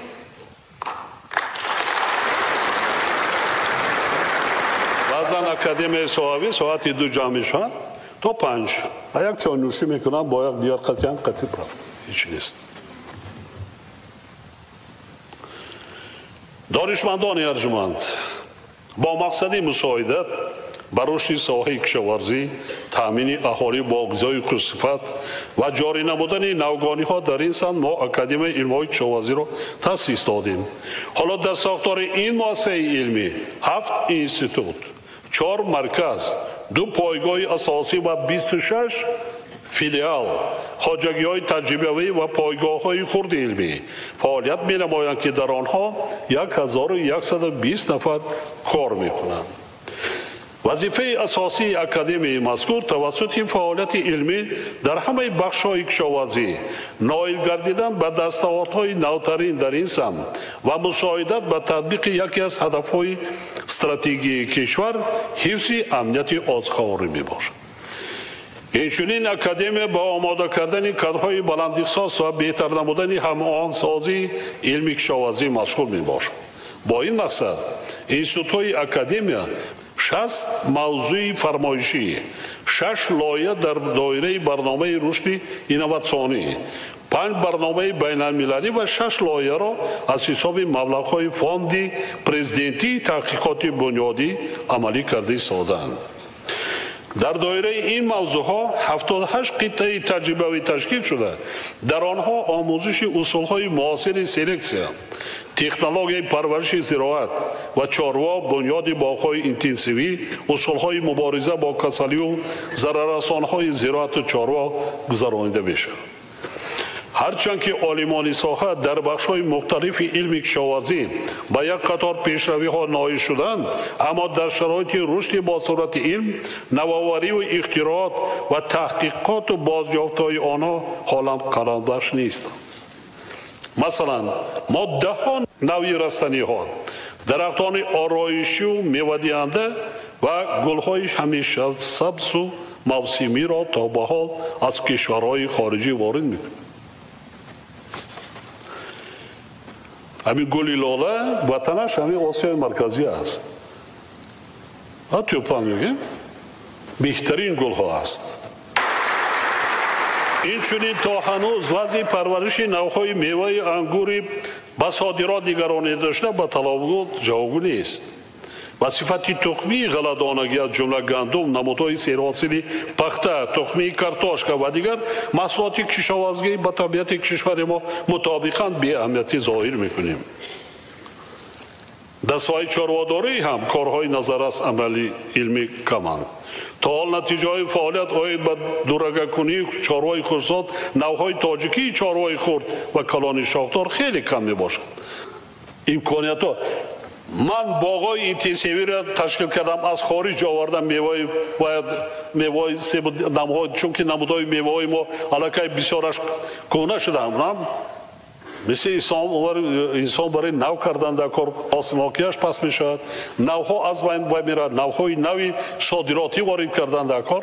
хаба нигоҳ мекунанд ки мераванд дар ҳамон боғҳое ки мо бунёд кардем, олимои мо танаи ҳам дар истода бо вай мекарда ба интервю додан, анаи хел кардан дар кор, анаи хел ҳосил метад, дигар метад. аз як гектар боғи интенсивӣ 80 тонн мева гирифтан мумкин аст. аз 80 мева тонна дар 100 гектари меваи мо гирифта наметавонем. 10 сол мева медем. хароҷоти кам, бо лаззат, бозор гузар, махсусан ба содирот.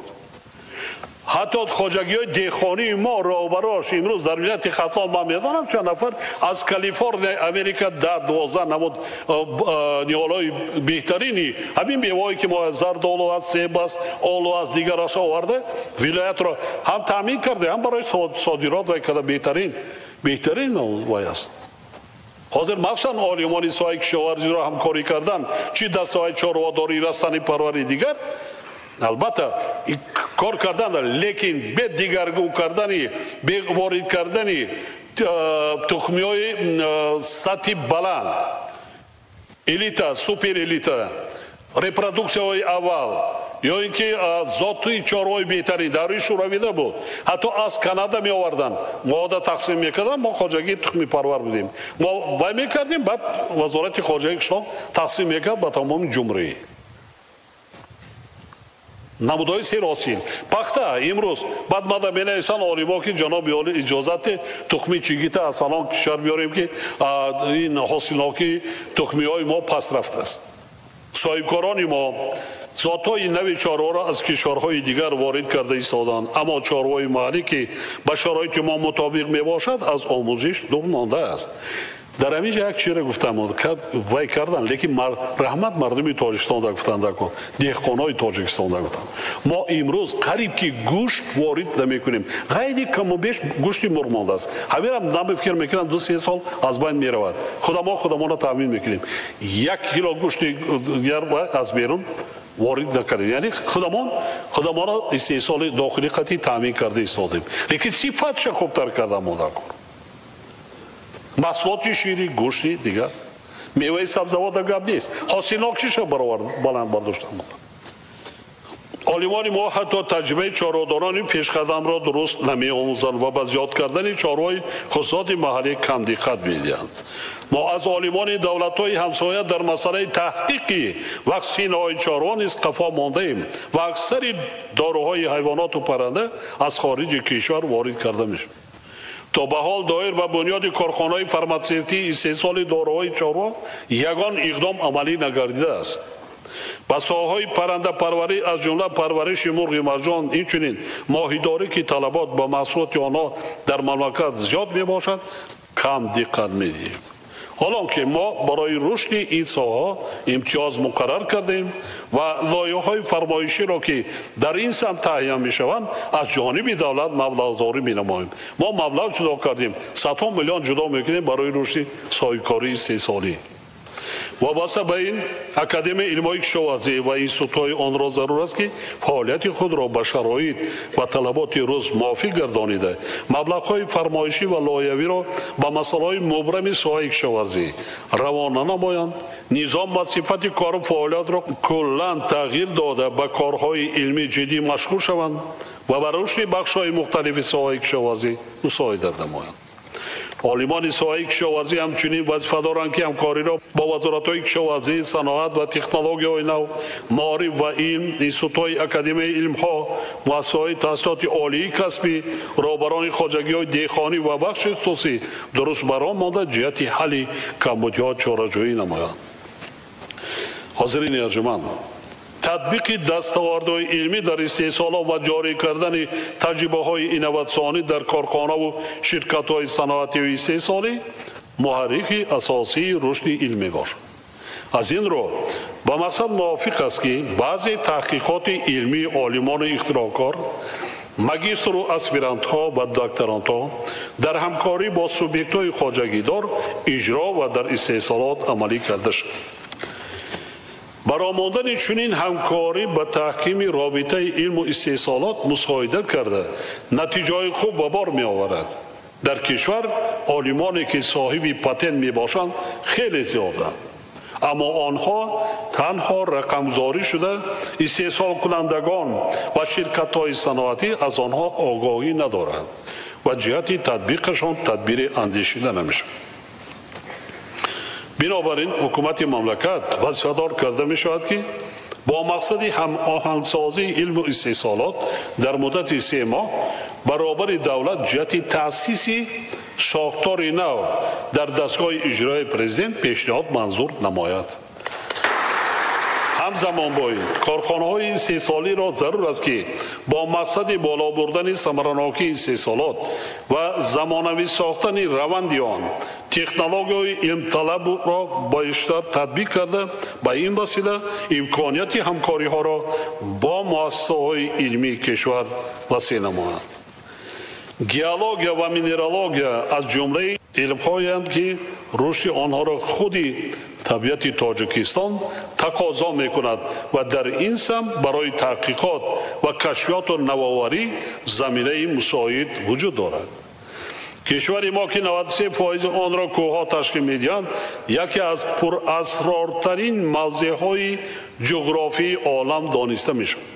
اما علم این ساحه در مملکت ما پیش نرفته کمبودی‌های زیاد به نظر می‌رسد. در این سمت برای حمایه 2 شورای علمی وجود دارد، اما آید به این ساحه رساله‌های علمی دفاع نشد.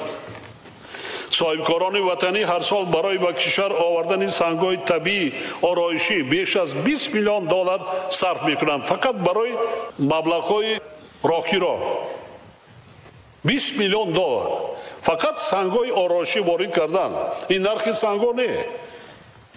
ولی گیولوژهای ما یگان پیشنهاد یا لایحه اساسات علمی را جهت استفاده از سنگ‌های طبیعی خودمان به حکومت یا صاحبکاران پیشنهاد نکردند.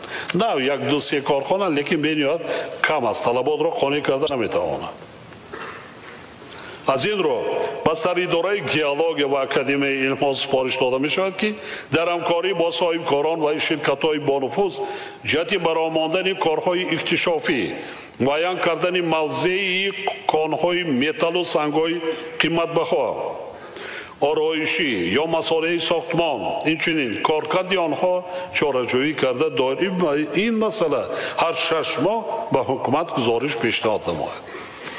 اینچنین ضرور است که با در نظر داشت تغییریابی اقلیم و آبشوی پیریخ‌ها به آموزش مسائل آب و اکولوژی و تهیه پیشگویی‌های اساسناک علمی در این بخش‌ها اعتبار نهایت جدی ظاهر کرده شود.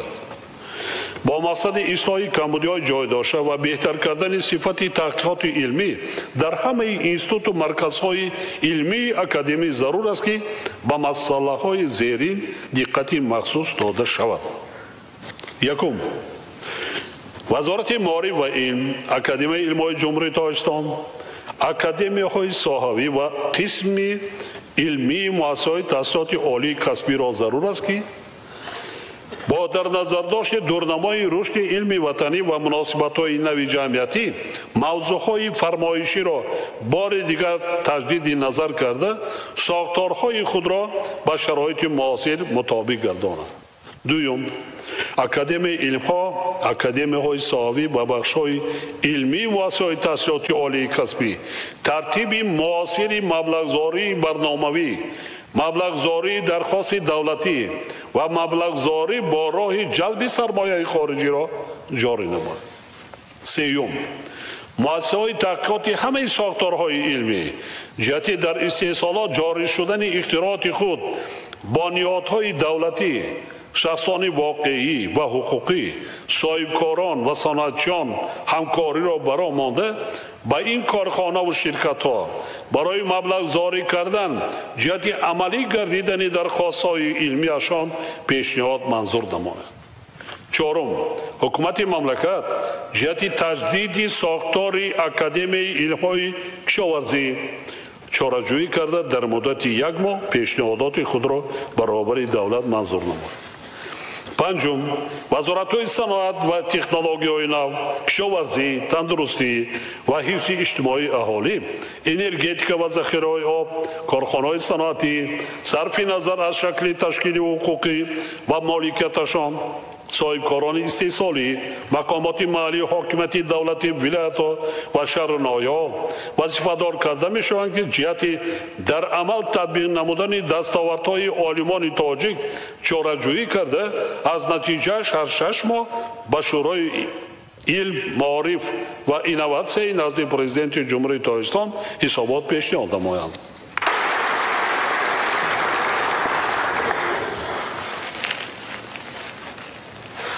وزارت رشد اقتصاد و سودا هنگام ارزیابی وضع بخش واقعی اقتصاد ملی نشان دهنده از طرف استحصال کنندگان وطنی استفاده گردیدن دستاوردهای علمی عالمان تاجیک را همچون ایندکس دستاوردهای اینواسیونی در عملیه استفاده شده تهیه و جاری کرده از نتیجه آن همه ساله به حکومت مملکت معلومات پیشنهاد نمود. ششم، وزارت‌های مالیه، رشد اقتصاد و سودا مبلغ‌زاری فاند پرزیدنتی تحقیقات بنیادی را از حساب بودجه دولتی به اندازه 3% از حجم عمومی مبلغ‌زاری به ساحه علم تأمین نماید. اکادمی علم‌ها را ضرور است که نظام مبلغ‌زاری موضوعهای علمی را تجدید نظر کرده مبلغ‌ها را به حل مسائل روانه نماید که برای اقتصادیات و اجتماعیات مملکت واقعا اهمیت اولین درجه دارند.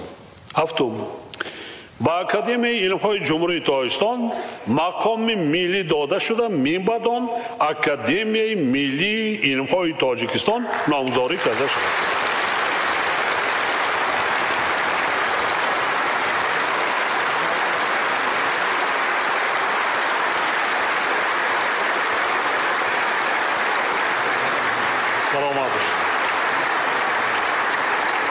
در رابطه با این اکادمی ملی علم‌های تاجیکستان وظیفه‌دار کرده می‌شود که در مدت 3 ماه ساختار خود را پورا تجدید کرده سندهای معیاری و حقوقی داخلدار را وابسته به مقام ملی گرفتن اکادمی علم‌ها تهیه و با ترتیب مقرر گردیده به حکومت مملکت پیشنهاد نماید.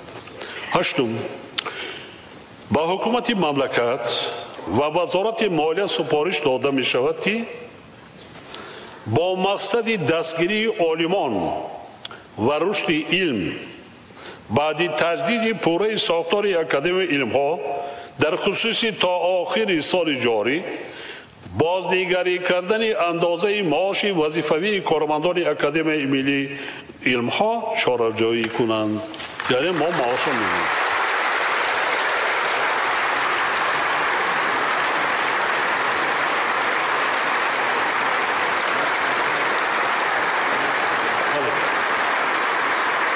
اولا ما تجدید میکنیم ساختار نو و می شود بعداً مسئله مبلغ‌ها را زیاد کردن بالا برداشتن. من میفهمم کار اساساً خادمان علمی که در خود پژوهشگاه‌ها یا خود اکادمی آنها بیشتر با کار مشغولن با معاش ناچیز میگیرن.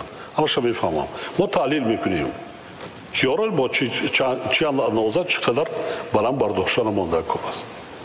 نهم با مقصد بررسی دائمی وضع واقعی علم و معارف، جریان اجرا و مانیتورینگ برنامه‌های ساحوی و تطبیق نوآوری‌های علمی وطنی در عملیات پیشنهاد می‌گردد که در نزد پرزیدنت جمهوری تاجیکستان شورای علم، معارف و اینواسیون تأسیس داده شود. شورا باید در یک سال نه کم از 2 مرتبه دعوت گردیده در آن مسائل مبرم ساحه علم و معارف موردی بررسی قرار داده شد. دهم دستگاه اجرایی پرزیدنت جمهوری تاجیکستان با جلب متخصصان و کارشناسان کمیسیون با صلاحیت تأسیس داده فعالیت 5 سال آخری تمام پژوهشگاه‌ها و مرکزهای علمی را سنجیده از نتیجهش برابر دولت گزارش پیشنهاد نماید. دستگاه اجرایی پرزیدنت اینچنین کمیسیون مخصوص تأسیس داده وضع کافدره‌های مؤسسه‌های تحصیلات عالی کسبی و شعبه‌های اینستیتوت‌های علمی ساحه‌های طبیعت شناسی دقیق و ریاضی را آموخته استادان و کارمندان آنها را از اتستاسیا گذراند و از نتیجهش به پرزیدنت کشور گزارش دهد.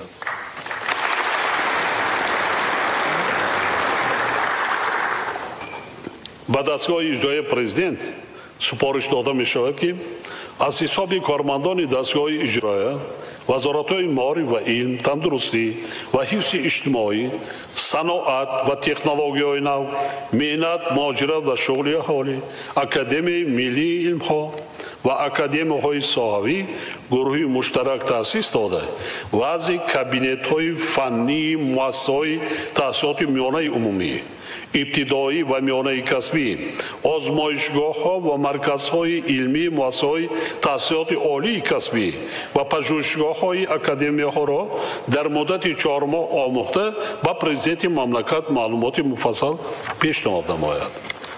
11 حکومت مملکت برای عالمان و آموزگاران فن‌های طبیعی و دقیق و ریاضی مکافات مخصوص دولتی تأسیس کرد و هر سال 15 نفر با این مکافات سرفراز گردانیده شود.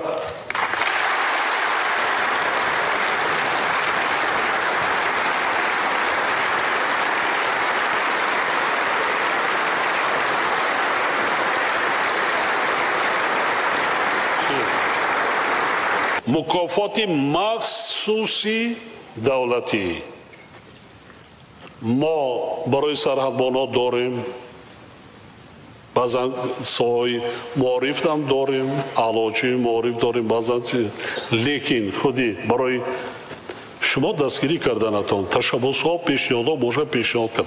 این چیزهایی که من کرده ایستم این فکرهای من، این فکرهای عالما پرزیدنت اکادمی فلما و مشاوران نیست. اینا من چی کنم؟ با کدام راه؟ این یگام خود تعریف کنی نیست.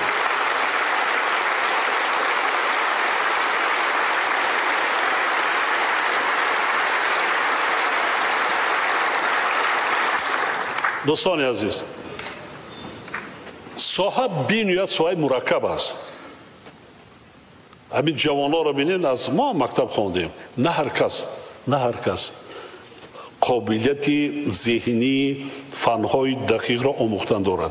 بسیاری بچه‌ها از فنهای ریاضی، فیزیک، شیمی میگریزند است، یا کسل میکنند یا خدا میگه معلم کسل شود. نه راستش هم خلاص. من دائما سپارش دادم بیت آموزید کدام راه پیش کنیم که ذوق نورسانه جوانان را به آموختن همین فنها بلند برداریم. اگر تا این نایل نگردیم رشد نمی کند. بله، بعضا راه بالاتر من این ساده گذاشتم. خب برای این زمینه مادی و تکنیکی در کار و مثلا هوسمندی خودی آموزگاران، تیار کردن متخصصان سطح کسبیتی بلند. همین طور نیست. خواننده را کی دست می‌دهد؟ آموزگار اگر سوادی کافی کسبی نداشته باشد چگونه از بین خوانندگان یا که ذوق خواننده را بیدار میکند به فنهای طبیعت شناسی، ریاضی و دیگر؟ کی؟ خیلی نگویم اگر یگان راهی باشد. من پرسیدم 10 بار جمع کردم شما با من پیشنهاد کنید، تکلیف پیشنهاد کنید که کدام راه است، چیکار کنیم، با کدام راه میتوانیم. با این وظیفه عالمان است، روانشناسا هست، پسیکولوگ هست، فیلسوفا و دیگر. شما پیش کدام راه خطی؟ حالی همه کوشش میکند یوریست شود، بیشترش علمای طبی نمیرود. من مرکزی تحصیل من تعلیم میکنم، بدیات کم است. فنهای ریاضی ده دقیق کم. اصل وای نمیشه، نقشه اجرا نمیشه. لیکن گپ درباره یک نقشه اجرا کردن نیست، گپ درباره آینده ملت و دولت میرود، رشد دولت میرود. طبقه ما بازنگار دیگر کشورها میشویم. عادی‌ترین باید 12 راهبریت مقامات اجرایی حکومت دولتی ولایت‌ها و شهر نایاب وظیفه‌دار کرده میشوند که در دایره قرار حکومت جمهوری تاجیکستان از 3 می سال 2006 درباره مقرر نمودن امتیازها با آموزگاران جوان، معلمان و آموزگاران جوانی را که شاگردانشان در آزمون‌های جمهوری علمی فارغ بالی عنوانجو و رویکی تعریف گردیدنی رساله می باشد. امروز که در شبکه‌های اجتماعی رساله‌های زیاد انتشار می‌شوند، بعضی عنوانجویان از آنها روی بردار کرده با رای آسان می‌خواهند صاحب درجه‌های علمی گردند. در نتیجه هم صفت علمی وطنی کاهش می‌یابد، هم درجه‌های علمی گردند. در نتیجه هم صفت علمی وطنی کاهش می‌یابد، هم آبرو و اعتبار عنوانجو و راهبرش در میان نهادهای علمی پس می‌گردد. این بیماری زمان تکنولوژی‌های معاصر بوده به ذهن عالمان جوان و راهبران آنها سرایت کرده ایستاده است. زیاده از 40 نفر عالمانی که در پایگاه دیسرنت با اثردوزی متهم شدند، آنهایی می باشند که رساله های علمی خود را در شوراهای دیسرتاسیونی مربوط به اختصاصهای اقتصادی و جامعه شناسی از جمله سیاست شناسی، حقوق شناسی و پداگوژیک دفاع کردند. معلوم می شود که بعضی عنوانجان تاجیک راهی آسان و کم زحمت علم را پیش گرفته از رساله های علمی عالمان کشورهای خارجی وسیع استفاده کردند. یعنی جوانان ما با تحقیق علم‌های دقیق، طبیعت شناسی و ریاضی کم توجه ظاهر می‌کنند، زیرا در دایره علم‌های ذکر شده آماده کردن رساله‌های علمی زحمت جدی و منتظم، جستجوهای علمی، اینچنین کارهای آزمایشی و دانش مکمل و بنیادی را طلب می‌کند. محض با چنین سبب محققان جوان ما خود را از تحقیق علم‌های بنیادی کنار می‌گیرند و این است که سالهای آخر ما یگان کشفیات علمی بنیادی که چاوگوی طلبات جایزه‌های سطح جهانی باشد پیشنهاد نکردیم.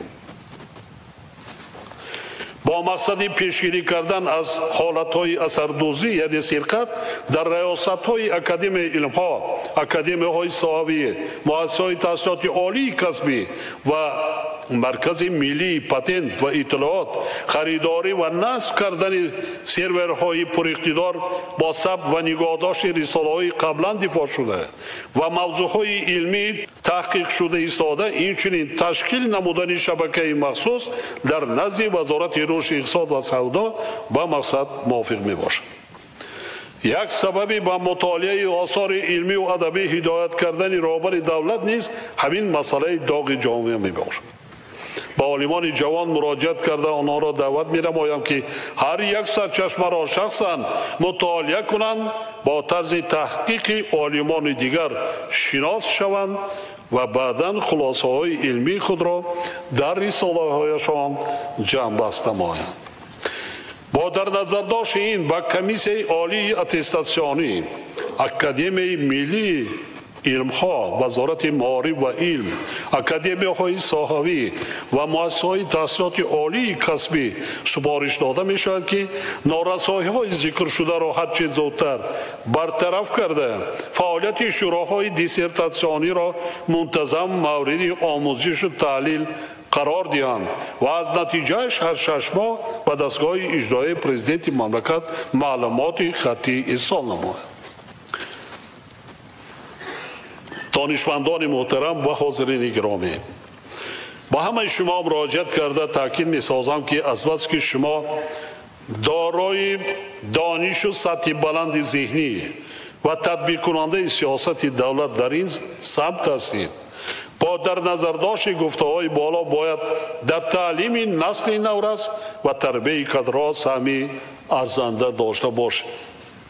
همچنین نظر و پیشنهادهای خود را دایر به مسائل مهم روز، یعنی بهتر نمودن آموزش این فنها، تیار کردن متخصصان و جلب بیشتر نورسان و جوانان با کارهای علمی و تحقیقاتی در سمت علمهای مذکور به وزارت معارف و علم ارسال نماید تا در اساس درخواست و اندیشه های شما سندی تکمیل یافته آماده گردد و حکومت برای تطبیق آن تدبیرهای ضروری اندیشد.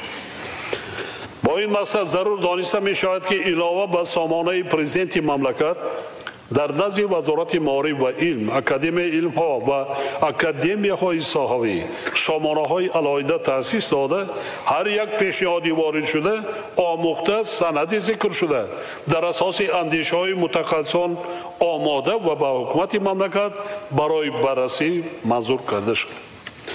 در برابر این به وزارت معارف و علم، صنعت و تکنولوژی های نو، رشد اقتصاد و سودا، تندرستی و حفظ اجتماعی اهالی، اکادمی ملی علم ها و اکادمی تحصیلات سپارش داده می شود که در مدت 6 ماه استراتژی ملی رشد فنهای طبیعی دقیق و ریاضی را در جمهوری تاجیکستان برای سالهای 2021 و 30 و برنامه دولتی دریافت و رشد استعدادها را برای سالهای 2021-2025 در جمهوری تاجیکستان تهیه کرده به حکومت پیشنهاد نمایند. حاضرین ارجمند، دوره که تجربه جهانی نشان می‌دهد رشد علم در همبستگی با 3 عامل تامین می‌گردد. اولا با قدر کردن استعداد فطری، ثانیاً با مهیا نمودن رقابت سالم و آزاد علمی و سوم با موجود بودن پرینسیپ های مسئولیت شناسی و پاکوجدانی در فعالیت علمی. غیر از این ضرر و آفت علم نیز 3 منبع سوبیکتیوی دارد.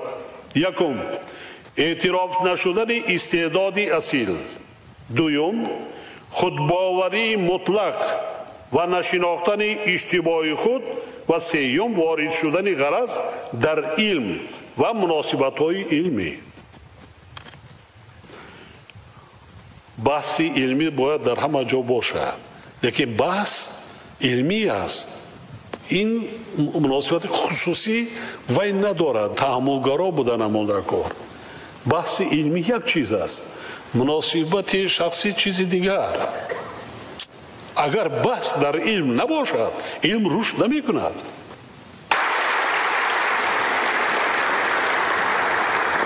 به عباره دیگر رقابت آزاد، تنقید بی‌غرضانه و با محبت به کار ایجادی مشغول شدن جوهر علمی اصیل می باشد.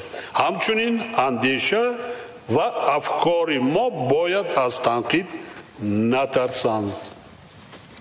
ما باور داریم که عالمان و زیایان ایجادکار و اهل معارف و فرهنگ به وطن و دولت خویش صداقت بی‌پایان دارند.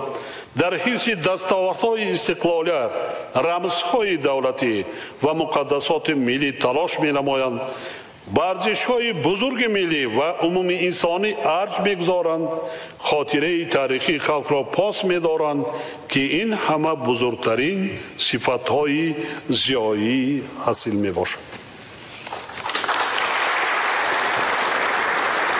ما باید به تقدیر خلق و دولت گذشته و امروزه و آینده پر افتخار تاجیکستان محبوب بی‌طرف نباشیم.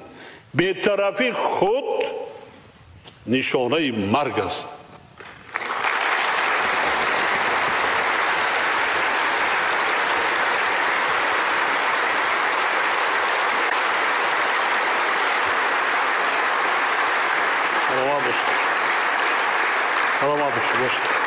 از این رو ما باید همیشه زیرک و هوشیار باشیم، اصالت دولتداری ملی را حفظ نماییم، امنیت دولت و جامعه، صلح و ثبات و وحدت ملی را همچون پایه استواری دولت آزاد و صاحب اختیارمان احتیاط و حفظ کنیم. فراموش نباید کرد که یک سبب سرزدن جنگ شهروندی خود را بی‌طرف اعلام کردن اهل ضیا بود. من شاهد بودم. نباشد جنگی شهروندی، اگر ضیایای مملکت تشبث را دست می‌گرفتند، بعضیش یک تا نیم تا اون طرف، لیکن اکثریت بی‌طرفی را گرفتیم. ما کار نداریم. لیکن کیا زیان دیدن؟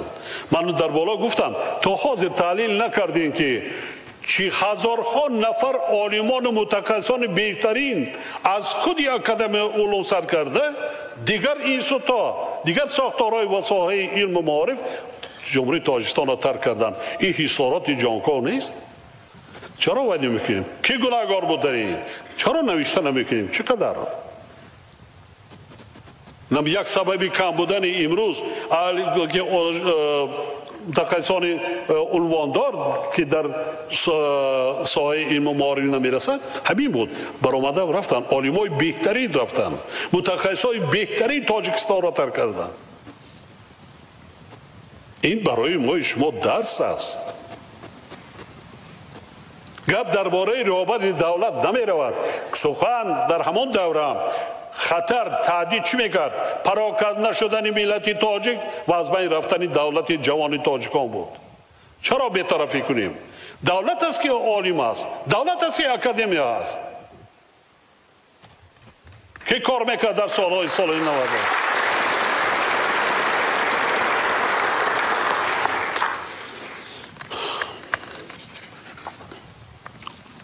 به نظر ما واقعه های گذشته برای هر یک شخص آگاه و سالم فکر سبق زندگی و مکتب خودشناسی و خودآگاهی می باشد. از این رو بیایید وطن و دولتمان و خلق عزیزمان را باز میگویم، تکرار میکنم، صدقاً دوست داریم.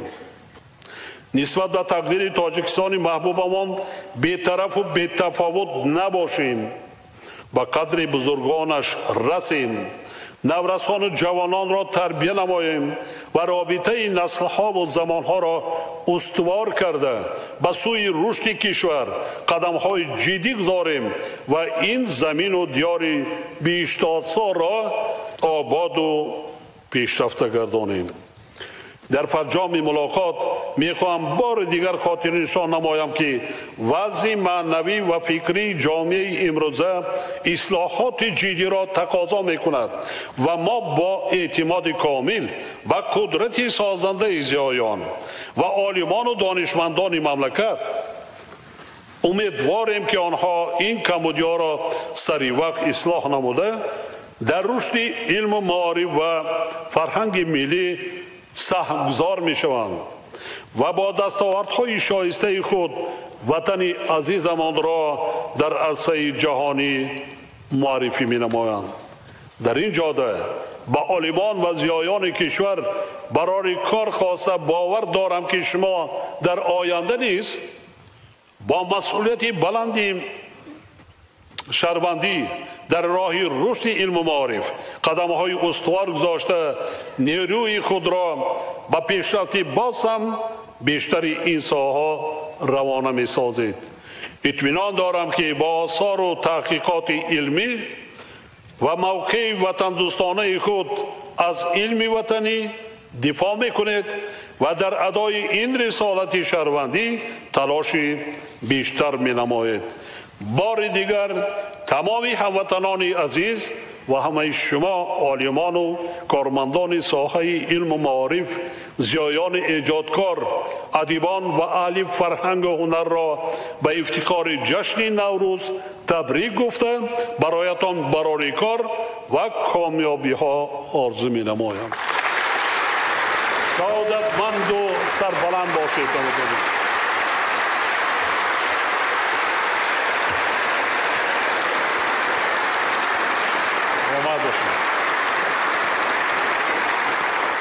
حالا میخواهم فکر و ملاحظه های شما عالمان، آموزگاران پیشقدم و محققان جوان را دایر به راه‌های بهتر کردن وضع خصوصا در بخش‌های طبیعی و ریاضی دقیق شنویم.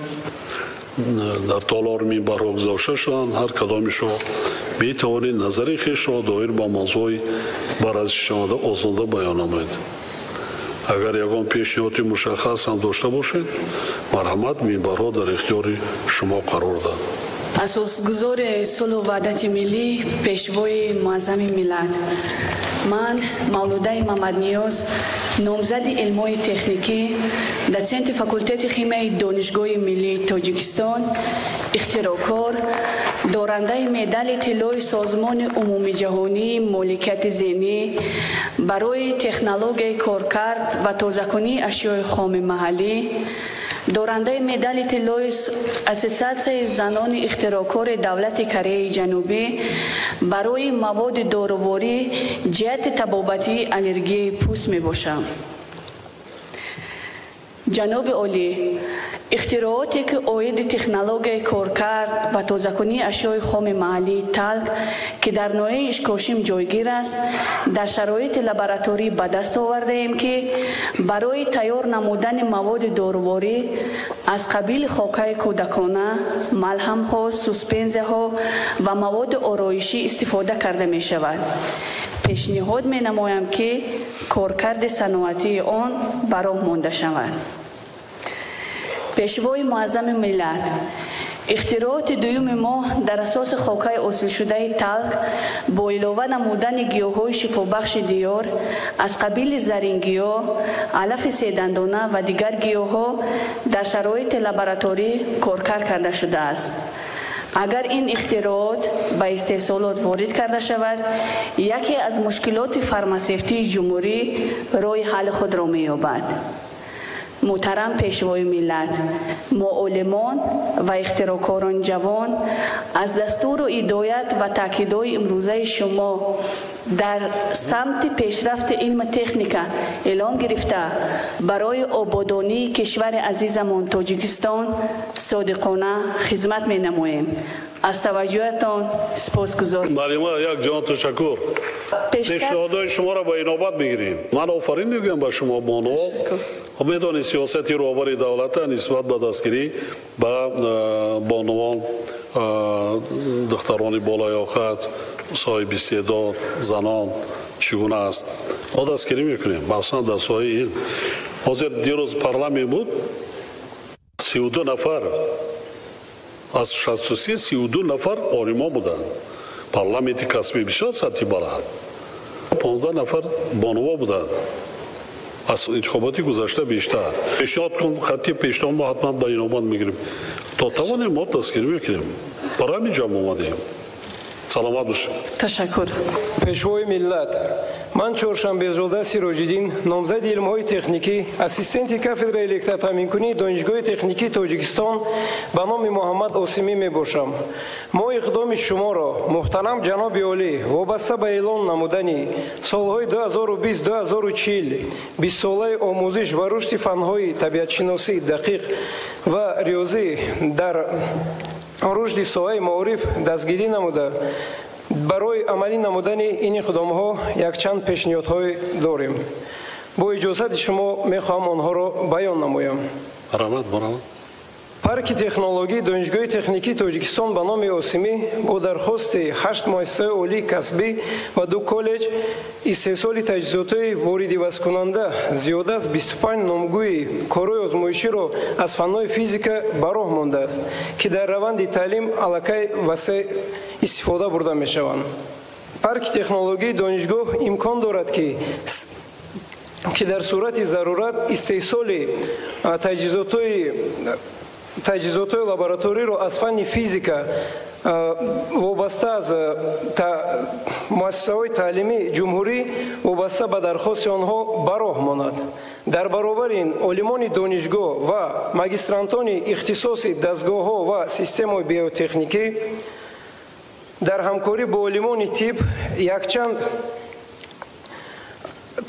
асбобу таҷҳизотҳои ташхисии бемориҳои кӯдаконаро сохта ба истифода дода шуданд. ҳамзамон дар самти таҳияи лоиҳаҳои таҷҳизотҳои протезӣ ва ортопедӣ корҳои зиёдеро низ ба анҷом додан мумкин аст. олимони ҷавони донишгоҳ омода ҳастанд ки вобаста аз дастуру супоришҳои имрӯзаи шумо бештар ба пажӯҳиш машғул шуда ба сохтани лавозимоти зарурӣ вобаста ба дархости гуногуни хоҷагии халқ ба роҳ монанд. аз таваҷҷӯҳатон миннатпазирам. саломат бошед. пешниҳодот қабул, мо меомӯзем. лекин бародари азиз, ҳозир ман ишора кардам дар суханронӣ. мо ашёи хоми маҳаллӣ бисёр пурқимат дорем. алюминий тоза, алюминий барои баъзан намудҳои асбобу технологияи соҳаи тиб истифода бурда кардан мумкин. мо қариб 50-60 ҳазор кат дорем дар мамлакат. ҳамаша аз хориҷ меорем. ҳоло ки вай мо алюминий аст. дар дохили вай кардан мумкин аст ку ҳай рахти хоба мо ҳал кардем. курсиҳои мактабию дигарро ҳал кардем. чопи китобҳоро баром мондем. якун ба навбати инам расида монда ку ки дар дохил мо худамон дорем ашёи хоб. бо дастгирӣ мекунем. фаъол бошед. ташаккур ҷаноб. саломат бошед. муҳтарам ҷаноби олӣ, ҳозирини гиромӣ, ман Сулаймон Назруллозода ходими илмии Академияи илмҳои кишоварзии Тоҷикистон мебошам ва дар самти баҳодиҳии бехатарии маҳсулоти хӯрокворӣ ва ташхиси бемориҳои ҳайвонот фаъолият дорам. муҳтарам ҷаноби олӣ, нигаронии шумо ҷиҳати истеҳсоли маҳсулоти дорувории ватанӣ моро водор месозад ки фаъолияти хешро дар ин бахш пурзур намоем. айни замон дар ин самт мо як қатор тадбирҳоро амалӣ намуда оид ба истеҳсол ва нигаҳдории маводи тарҳрезигардидаи ветеринарӣ иҷозатнома гирифтем. дар оянда ният дорем ки истеҳсоли саноатии маводи табобатию пешгирикунандаро роҳандозӣ намуда мушкилоти чорвадоронро осон намоем. дар шароити имрӯза яке аз масъалаҳои ҳалталаби рушди чорвадорӣ хушзод намудани чорвои аҳолӣ мебошад, зеро бештар аз 90% он ба бахши хусусӣ ва аҳолӣ рост меояд. бо ин мақсад пешниҳод ва хоҳиш менамоям ки дар баробари ба роҳ мондани истеҳсоли саноатии маводи табобатию пешгирикунандаи чорво ҷиҳати таҳия намудани барномаи маърифатию хушзод намудани чорвои аҳолӣ ва афзун намудани чорвои зотӣ ба масъулини соҳа дастур медодед ва мо дар навбати худ олимони соҳаи кишоварзӣ ҷиҳати амалишавии пешниҳоди барномаи мазкур саҳми худро хоҳем гузошт. аз таваҷҷӯҳи пайваста ва ғамхоронатон самимона сипосгузорем. саломат бошед. шумо бойтор ҳастед? бале муҳтарам ҷаноб. унвони илмитон чи аст? номзади илмҳои ветеринарӣ. номзади илмҳои ветеринарӣ. дар истеҳсолот кор кардед? бале муҳтарам ҷаноби олӣ. куҷо сардухтури ҳайвонот будед? дар вақте ки хоҷагиҳо фаъолият мекардам дар фермаи рақами яки ҷамоати деҳоти зарбдори шаҳри Кӯлоб фаъолият кардам ва дар ҷамоати дар як деҳаи дигар фермаи дигар ки фаъолият мекардам онҷо кор кардам муҳтарам ҷаноби. ҳамчун духтури тиби байторӣ. масалан ваксинаҳода кор кунед, олимои ҷавон кор кунед, таҷриба дорӣ кор кунед. саломат бошед. пешвои муаззами миллат. ман Маҳноза Кабирзода хонандаи синфи 11-уми муассисаи давлатии таълимии литсеи-интернати презенти барои кӯдакони болаёқати шаҳри Душанбе мебошам. боиси ифтихор ва сарбаландист ки тақдир ба ман даст дод то бо шумо ҷаноби олӣ сухан гӯям. ما جوانان و نورسانی خوش‌طلع زمان استقلالیت که در پرتو دستور هدایت‌های شما پیشوای معظم ملت به پایان رسیدیم با شما افتخار می‌نماییم و پیروان همیشگی شما هستیم. ما شما را باور میکنانیم که هدایت‌های عاقلانه‌تان را سرمشق کاری خود نموده همچون پیروان اصیل پیشوای ملت در آینده به میهن خود صادق میمانیم.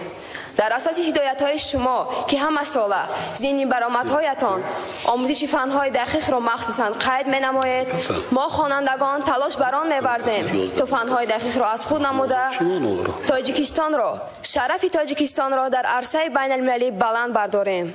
خوانندگان تاجیک در اکثر المپیادهای و آزمون‌های داخلی و خارجی اشتراک کرده سزاوار جای‌های نمایان می‌گردند.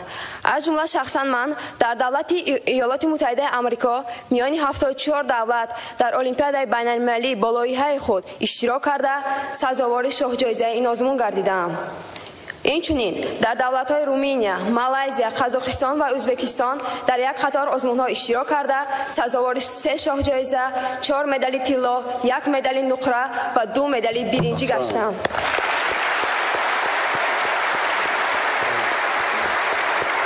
سال 2019 در شهر نورسلطان در نمایش لایحه‌های تجارتی که میان دولت‌های آسیای میانه با جلب سرمایه‌گذاران اکثر ممالک دنیا برگزار گشته بود، در این آزمون اشتراک کرده صاحب گرانتی اساسی گشتم. همچنین عضو وابسته اکادمی خرد علم‌های جمهوری تاجیکستان، برنده استیپندیای پرزنتی و گیرنده استیپندیای رئیس شهر دوشنبه میباشم.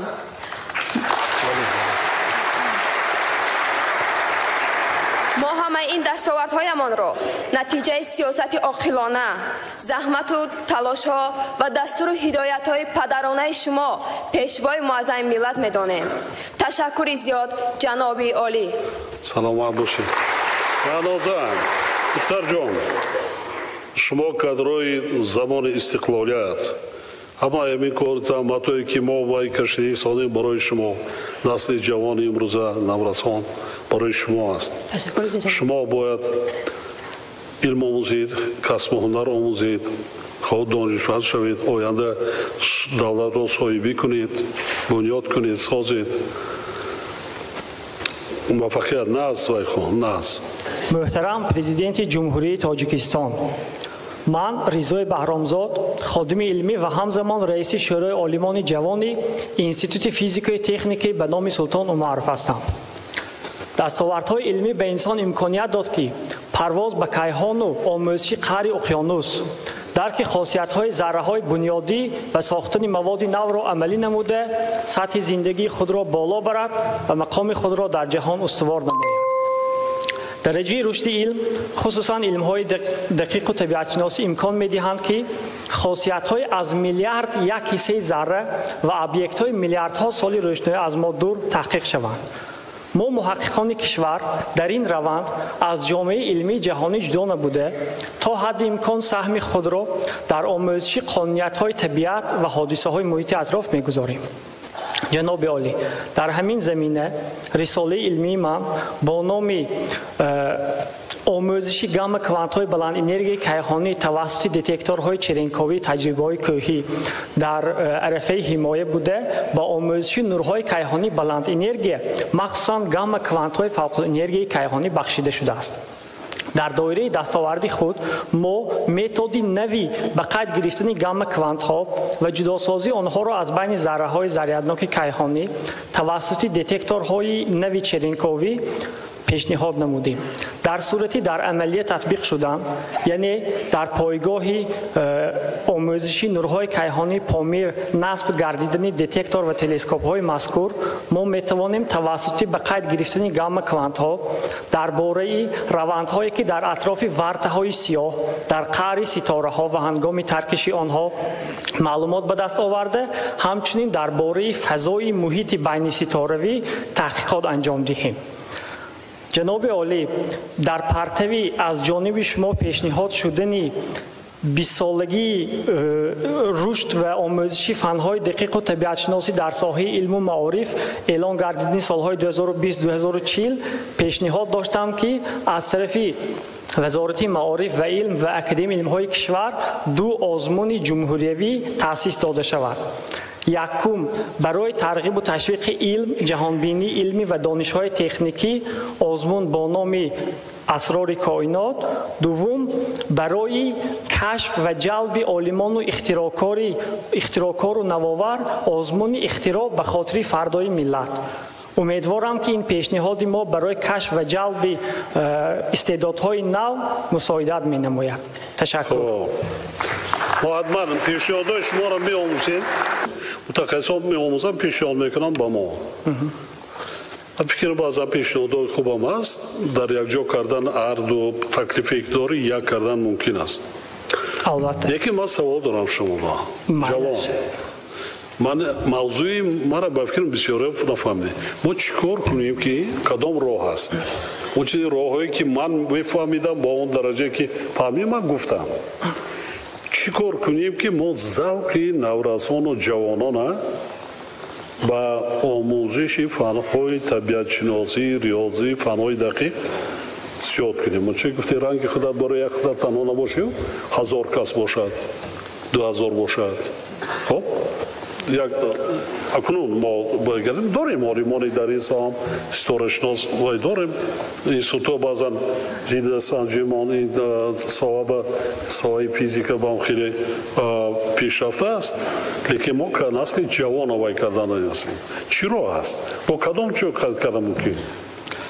جناب عالی، از نگاهی من یک چند راه ها هست. اول آنکه استاتوس عالم در جامعه وقتی که بلند می شود آنگاه جوانان هم می بینند که یک نفر عالم، یک نفر محقق در جامعه آبرو و اعتبار دارد، پیروی می کنند، ایدئال خود را پیدا می نمایند. پیشنهاد دوم این جانب نمودن ترغیب علم و دستاوردهای علمی. به این کار مساعدت کرده می توانند تشکیل نمودن مرکزهای ترغیب علمی در شکل پلانتاریا ها، آثارخانه های علمی و نمایشگاه های دستاوردهای علمی معاصر و عالمان جهان. موضوع یکم گفتگی تا اول تربیت کردن مداکر که بعد اساتی وای برایان با پنج شود. یکی حاضر ما زینه پایان ما نداریم با درجه‌ای که منو ترک شده ایستادن. یکی کم مثلا بسنده نیستن، قانع کننده نیستن. درباره ذوق نورسان و جوانان میروند. چیکار با کدام راه؟ خیلی بعضا راهش با میگم من گفتم. برای اقتدای عالمان. با چی راه است؟ کدام راه است؟ بعضا فنها در ذوق بچه‌ها به این یاد بلند است. بله. همکنه؟ مکتب میاناخ تحصیل کردی آخه. یکی در آموزش فنهای ریاضی، شیمیا، فیزیکا، گیومتری اینا، بیولوژی بسیار پست. نمیداره ذوق ندارن. برای مرکزی تیسی و همین داخلشایی با دانشگاه‌های تکنولوژی و تکنیکی و این چیزا تکنیکی بینیاد کم انیشه وای کلام مداکر خب پسرم جوان هستین بعضا جوانان ما دیگر رویه ها را پیشه کردن نیستن ما خود در همی خواتیر هستیم رویه های خرافاتی رادیکالی دینی جهالت همین چیزاش بسیار خطرانگیز است افسوس.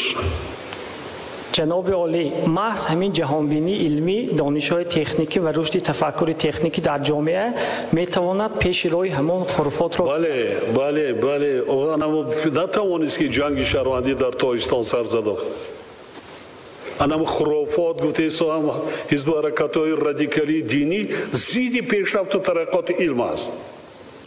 البته که ما تشبوس در دست ما گرفته وای نمیکنیم ببینید صدرالدین عینی را خوانید اثراش چی درباره چگونه وای میکردن یا که عالمان دیگر گذشته ما را خوانید چگونه اثبات کردن هر برای ستاره شناسی و دیگر قربانشون کردن که تو دروغ میگوی زیدی خدا وای میکنی تا او روزا میفتن این روشنایی حرام است قند حرام است در همین جنگ شهروندی شاهدان اکثریت افراطی‌ها اعلام کردن که نان معلم آموزگار خوردن حرام است. این چی است؟ هدف آن است که ملت باسواد شدن نمیمانند.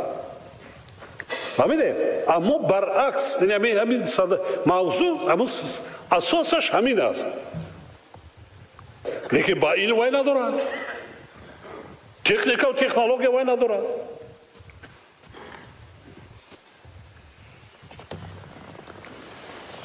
همین نیست رفیق. همین است.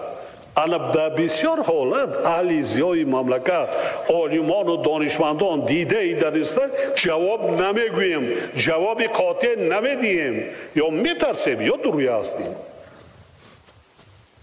دروغ است. افسانه قطعی دولت پیش نمیره.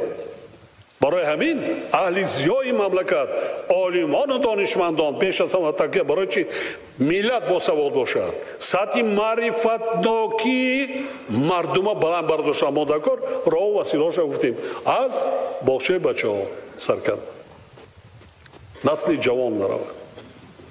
بینید تمامی بدبخت های دنیا کی را استفاده میبرند؟ همون جوانایی که مطالعه کردیم از سال 90 همونایی که جهاد کردن و مجاهد گفتن تروریست شدن تا این روز رفته و دستور عراق به جنگل همین که مرده وای کرد رفته ایستادن، اکثریتشان مکتب نخواندن، از مکتب تعلیم بیرون موندن یا خواندن سواد کافی ندارن، نامشان ننوشته نمیتونن. فناتیزم، علم، مکتب و در روبروی شهر نویا در این ولایت ها هستیم. در 2 سال آیات سال 30 سالگی پر ساحه معرفه باید حل فصل کرده مدکور رئیس های شهر نویا و ولایت ها پر حل فصل کرده مدکور نمیده ریتان بسیار ریتان که جوانان نورسا از مکتب بیرون نمانند. شرایط مهیا کنیم. پیش از همه غم انسان را خوردن در کار، غم انسان، غم آدم. محترم پیشوای معظم ملت، من یمینزاده زرینه اکرم، دکان فاکولتت مشترک دانشگاه دولتی پولسکی جمهوری بلاروس و دانشگاه تکنولوژی تاجیکستان هستم. محض دستگیری عالمان جوان از جانب شما بود که سال 2019 برای اختراعات خویش کارکردی به پرتو ساحه ابریشم با مقصد حاصل کردن آهر برای آهرکنی رسمان‌های تار پیش از بافت متا و اینچنین حاصل کردن رنگ کننده های نساجی از رستنی های محلی سزاوار جایزه دولتی به نام اسماعیل سامانی برای عالمان جوان در ساحه تکنیک و تکنولوژی گردیده. تکنولوژی پیشنهاد شده امکان می‌دهد که کندشوی رسمان‌های تار در دستگاه‌های بافندگی کم شود و محصولاتی از لحاظ اکولوژی تازه را استحصال نموده به همین وسیله به مسئله تکنولوژی سبز زمینه‌گذار و در رشد اقتصادیات کشور سهمگذار باشیم.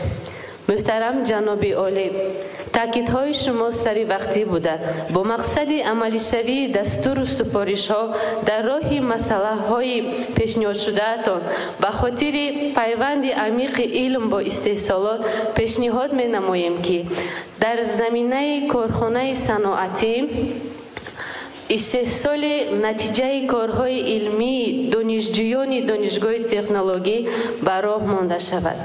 از جمله ترمینال اطلاعاتی سیاحی برای دسترسی فوری اخباری مفصل عاید به موضوعهای تاریخی، سیاحی و فراغتگاه‌های کشور. دوم، نقلیات خود برقی برای باغ‌های فرهنگی و فراغتی.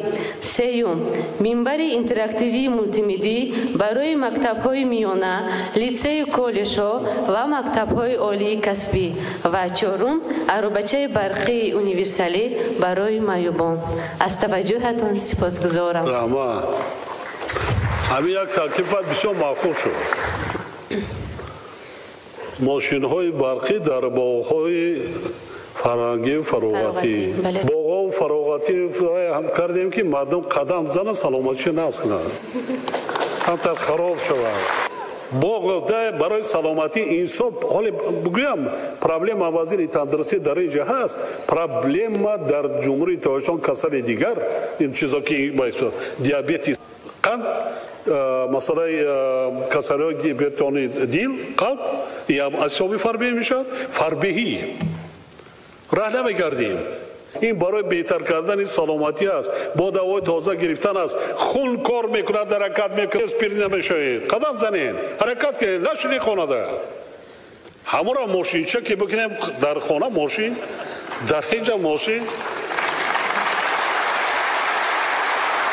بله ما میدونم خب برای هستن بعضا باقود هست برای آدمانی معیوب آدمانی که وایسن هست کم دیگه هست رئیس شهر اینجا گوش کرده است وزیر تندرستی چی است ما ترینکور گوش کرد لبی دوشنبه که از خارج من رئیس شرکتی راه کرده پیروها برای ترینکور وای کردن گشتن درخش نادا سبز کرده است که مردم ما صبح پگاه بیگانی وقتی نیست روزی امروی فرزند داشت علی اولی یا خود رفیق اوقاتی اقلا 1-2-3 کیلومتر قدم زنن چقدر سلامتیتون نقض میشه فخر از آن دارم که تاجیک زاده ام از قبیله مردمی آزاده ام فخر از آن دارم که بین انجمن حرف گویم با زبان تاجیکی محترم جناب عالی پیشوای معظم ملت استادان و حاضرین گرامی من معتبر طالبی خادم علمی انستیتوت شیمی اکادمی علم‌های جمهوری تاجیکستان در موضوع سینتز و آموزش حاصله‌های امداد تیادیازول در آزمایشگاه شیمی پیوست‌های ریسیکلی کار علمی برده رساله نامزدیم را برای حمایت پیشنهاد نمودم. هدف اساسی هم سینتز و آموزش فعالیت بیولوژی پیوست‌های گتریسیکلی که دارای خاصیت‌های بلند ضد میکروبی و ضد زنبورگی می باشد. محترم جناب عالی از اعلان گردیدن 20 ساله رشد فن‌های طبیعت‌شناسی دقیق و ریاضی و از امروز سخنرانی شما از تشبس‌های خردمندانه و سازنده شما ما علمان طبیعت شناس از جمله علمان انستیتوت شیمی یک الهام تازه گرفته اقتدار می‌گردیم که برای پیشروی علم وطنی تمام نیروی ذهنی خود را خرج نماییم. پیشوای معظم ملت عاید تأمین به امنیت آذوقه‌واری کشورمان پیشنهاد داشتیم. تا حال در جمهوری آزمایشگاه معاصر محض برای تشخیص موادهای غذایی که در ترکیبشان ارگانیسم‌های از لحاظ ژنتیکی تغییر داده شده موجود نیست.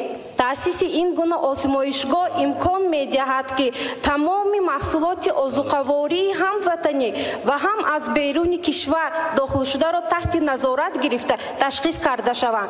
همزمان محترم جناب عالی برای آگاهی جامعه به این محصولات از جهت ژنتیکی تغییر داده شده بهتر میشد که تمغه گذاشته شود. بله رحمت. تشکر. من فکر پیشنهادی نقض کردید.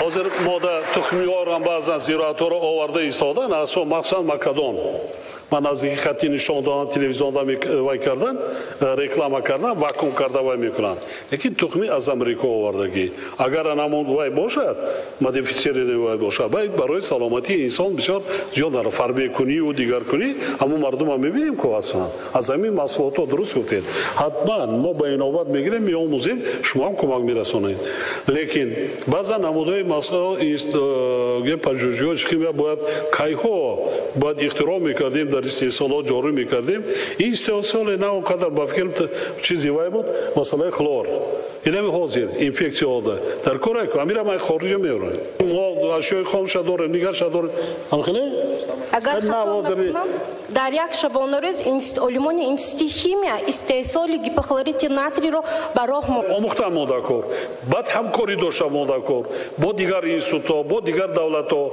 همکاری بین علمان بین پژوهشگاه باید باشد آموزیم شرط کرده مداکور نیست خودمون نمیتوانیم آموزیم از دیگر را آموزیم اقلا ببینیم ما ببینیم بیاریم وای کنیم آخه ما فقط سلامت باشید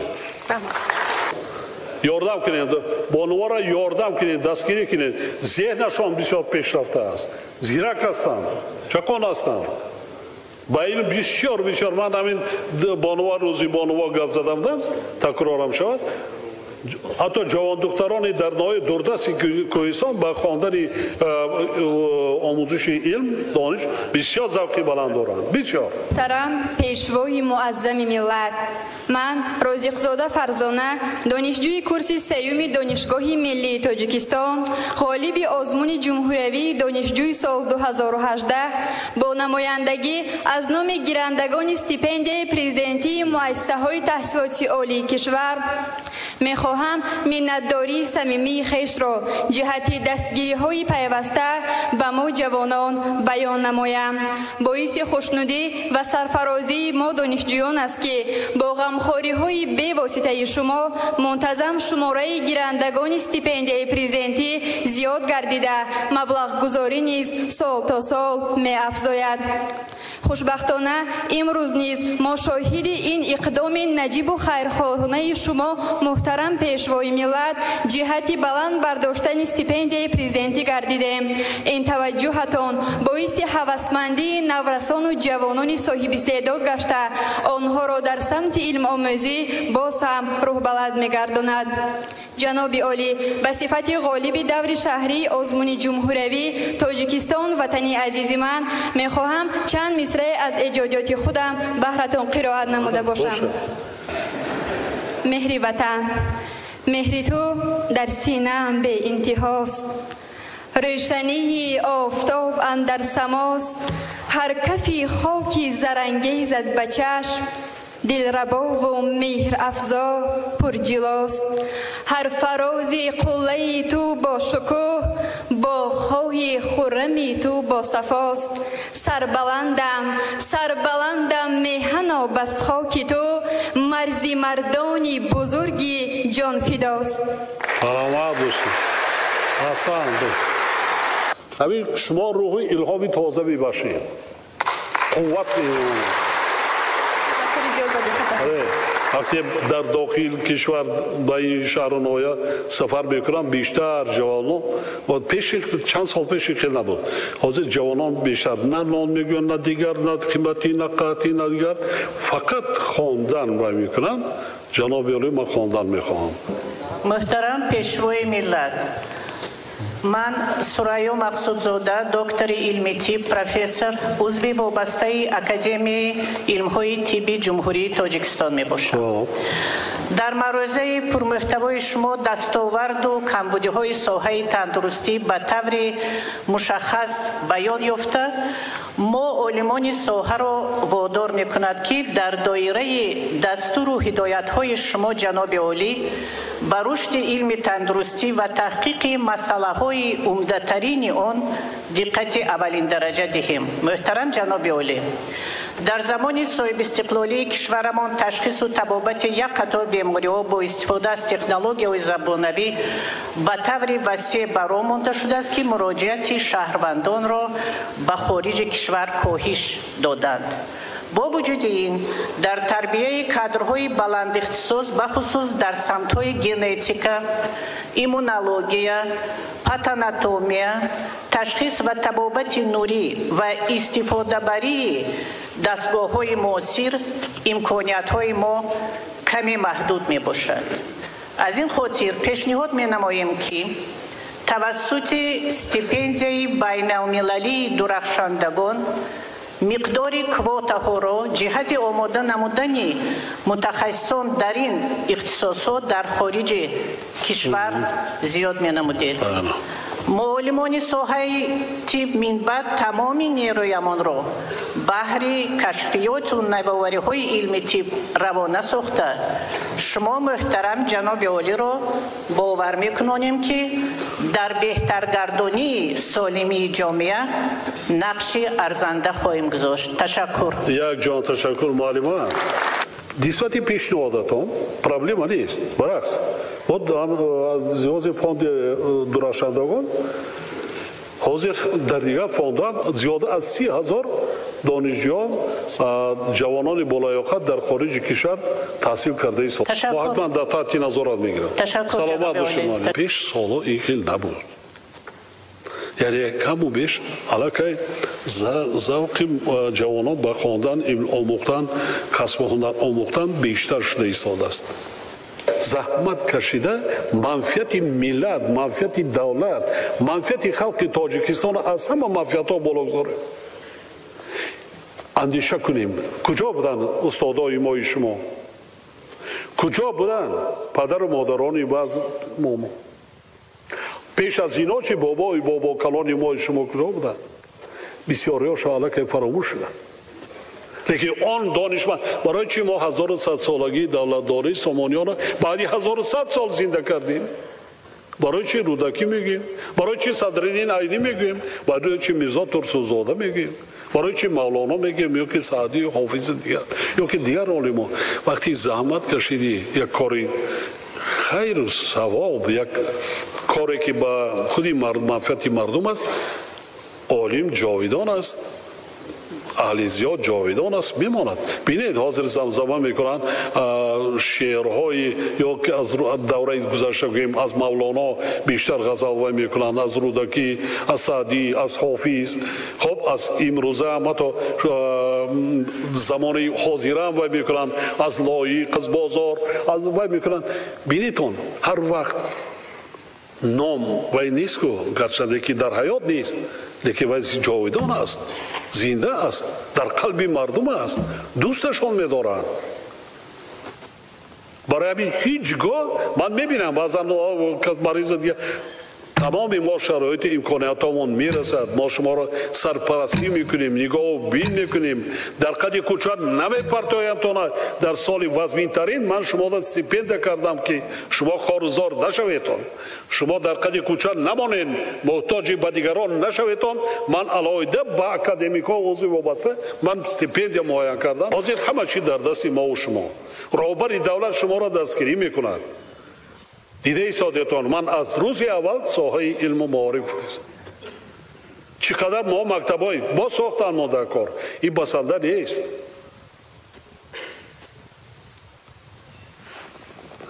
اساسی من همین و ملاقات ما همین روزه همین است. بار دیگر همه شما را با فرارسی جشن نوروز بین المللی تبریک و تهنیت میگم. سلامت باشید، خوشبخت و آباد باشید.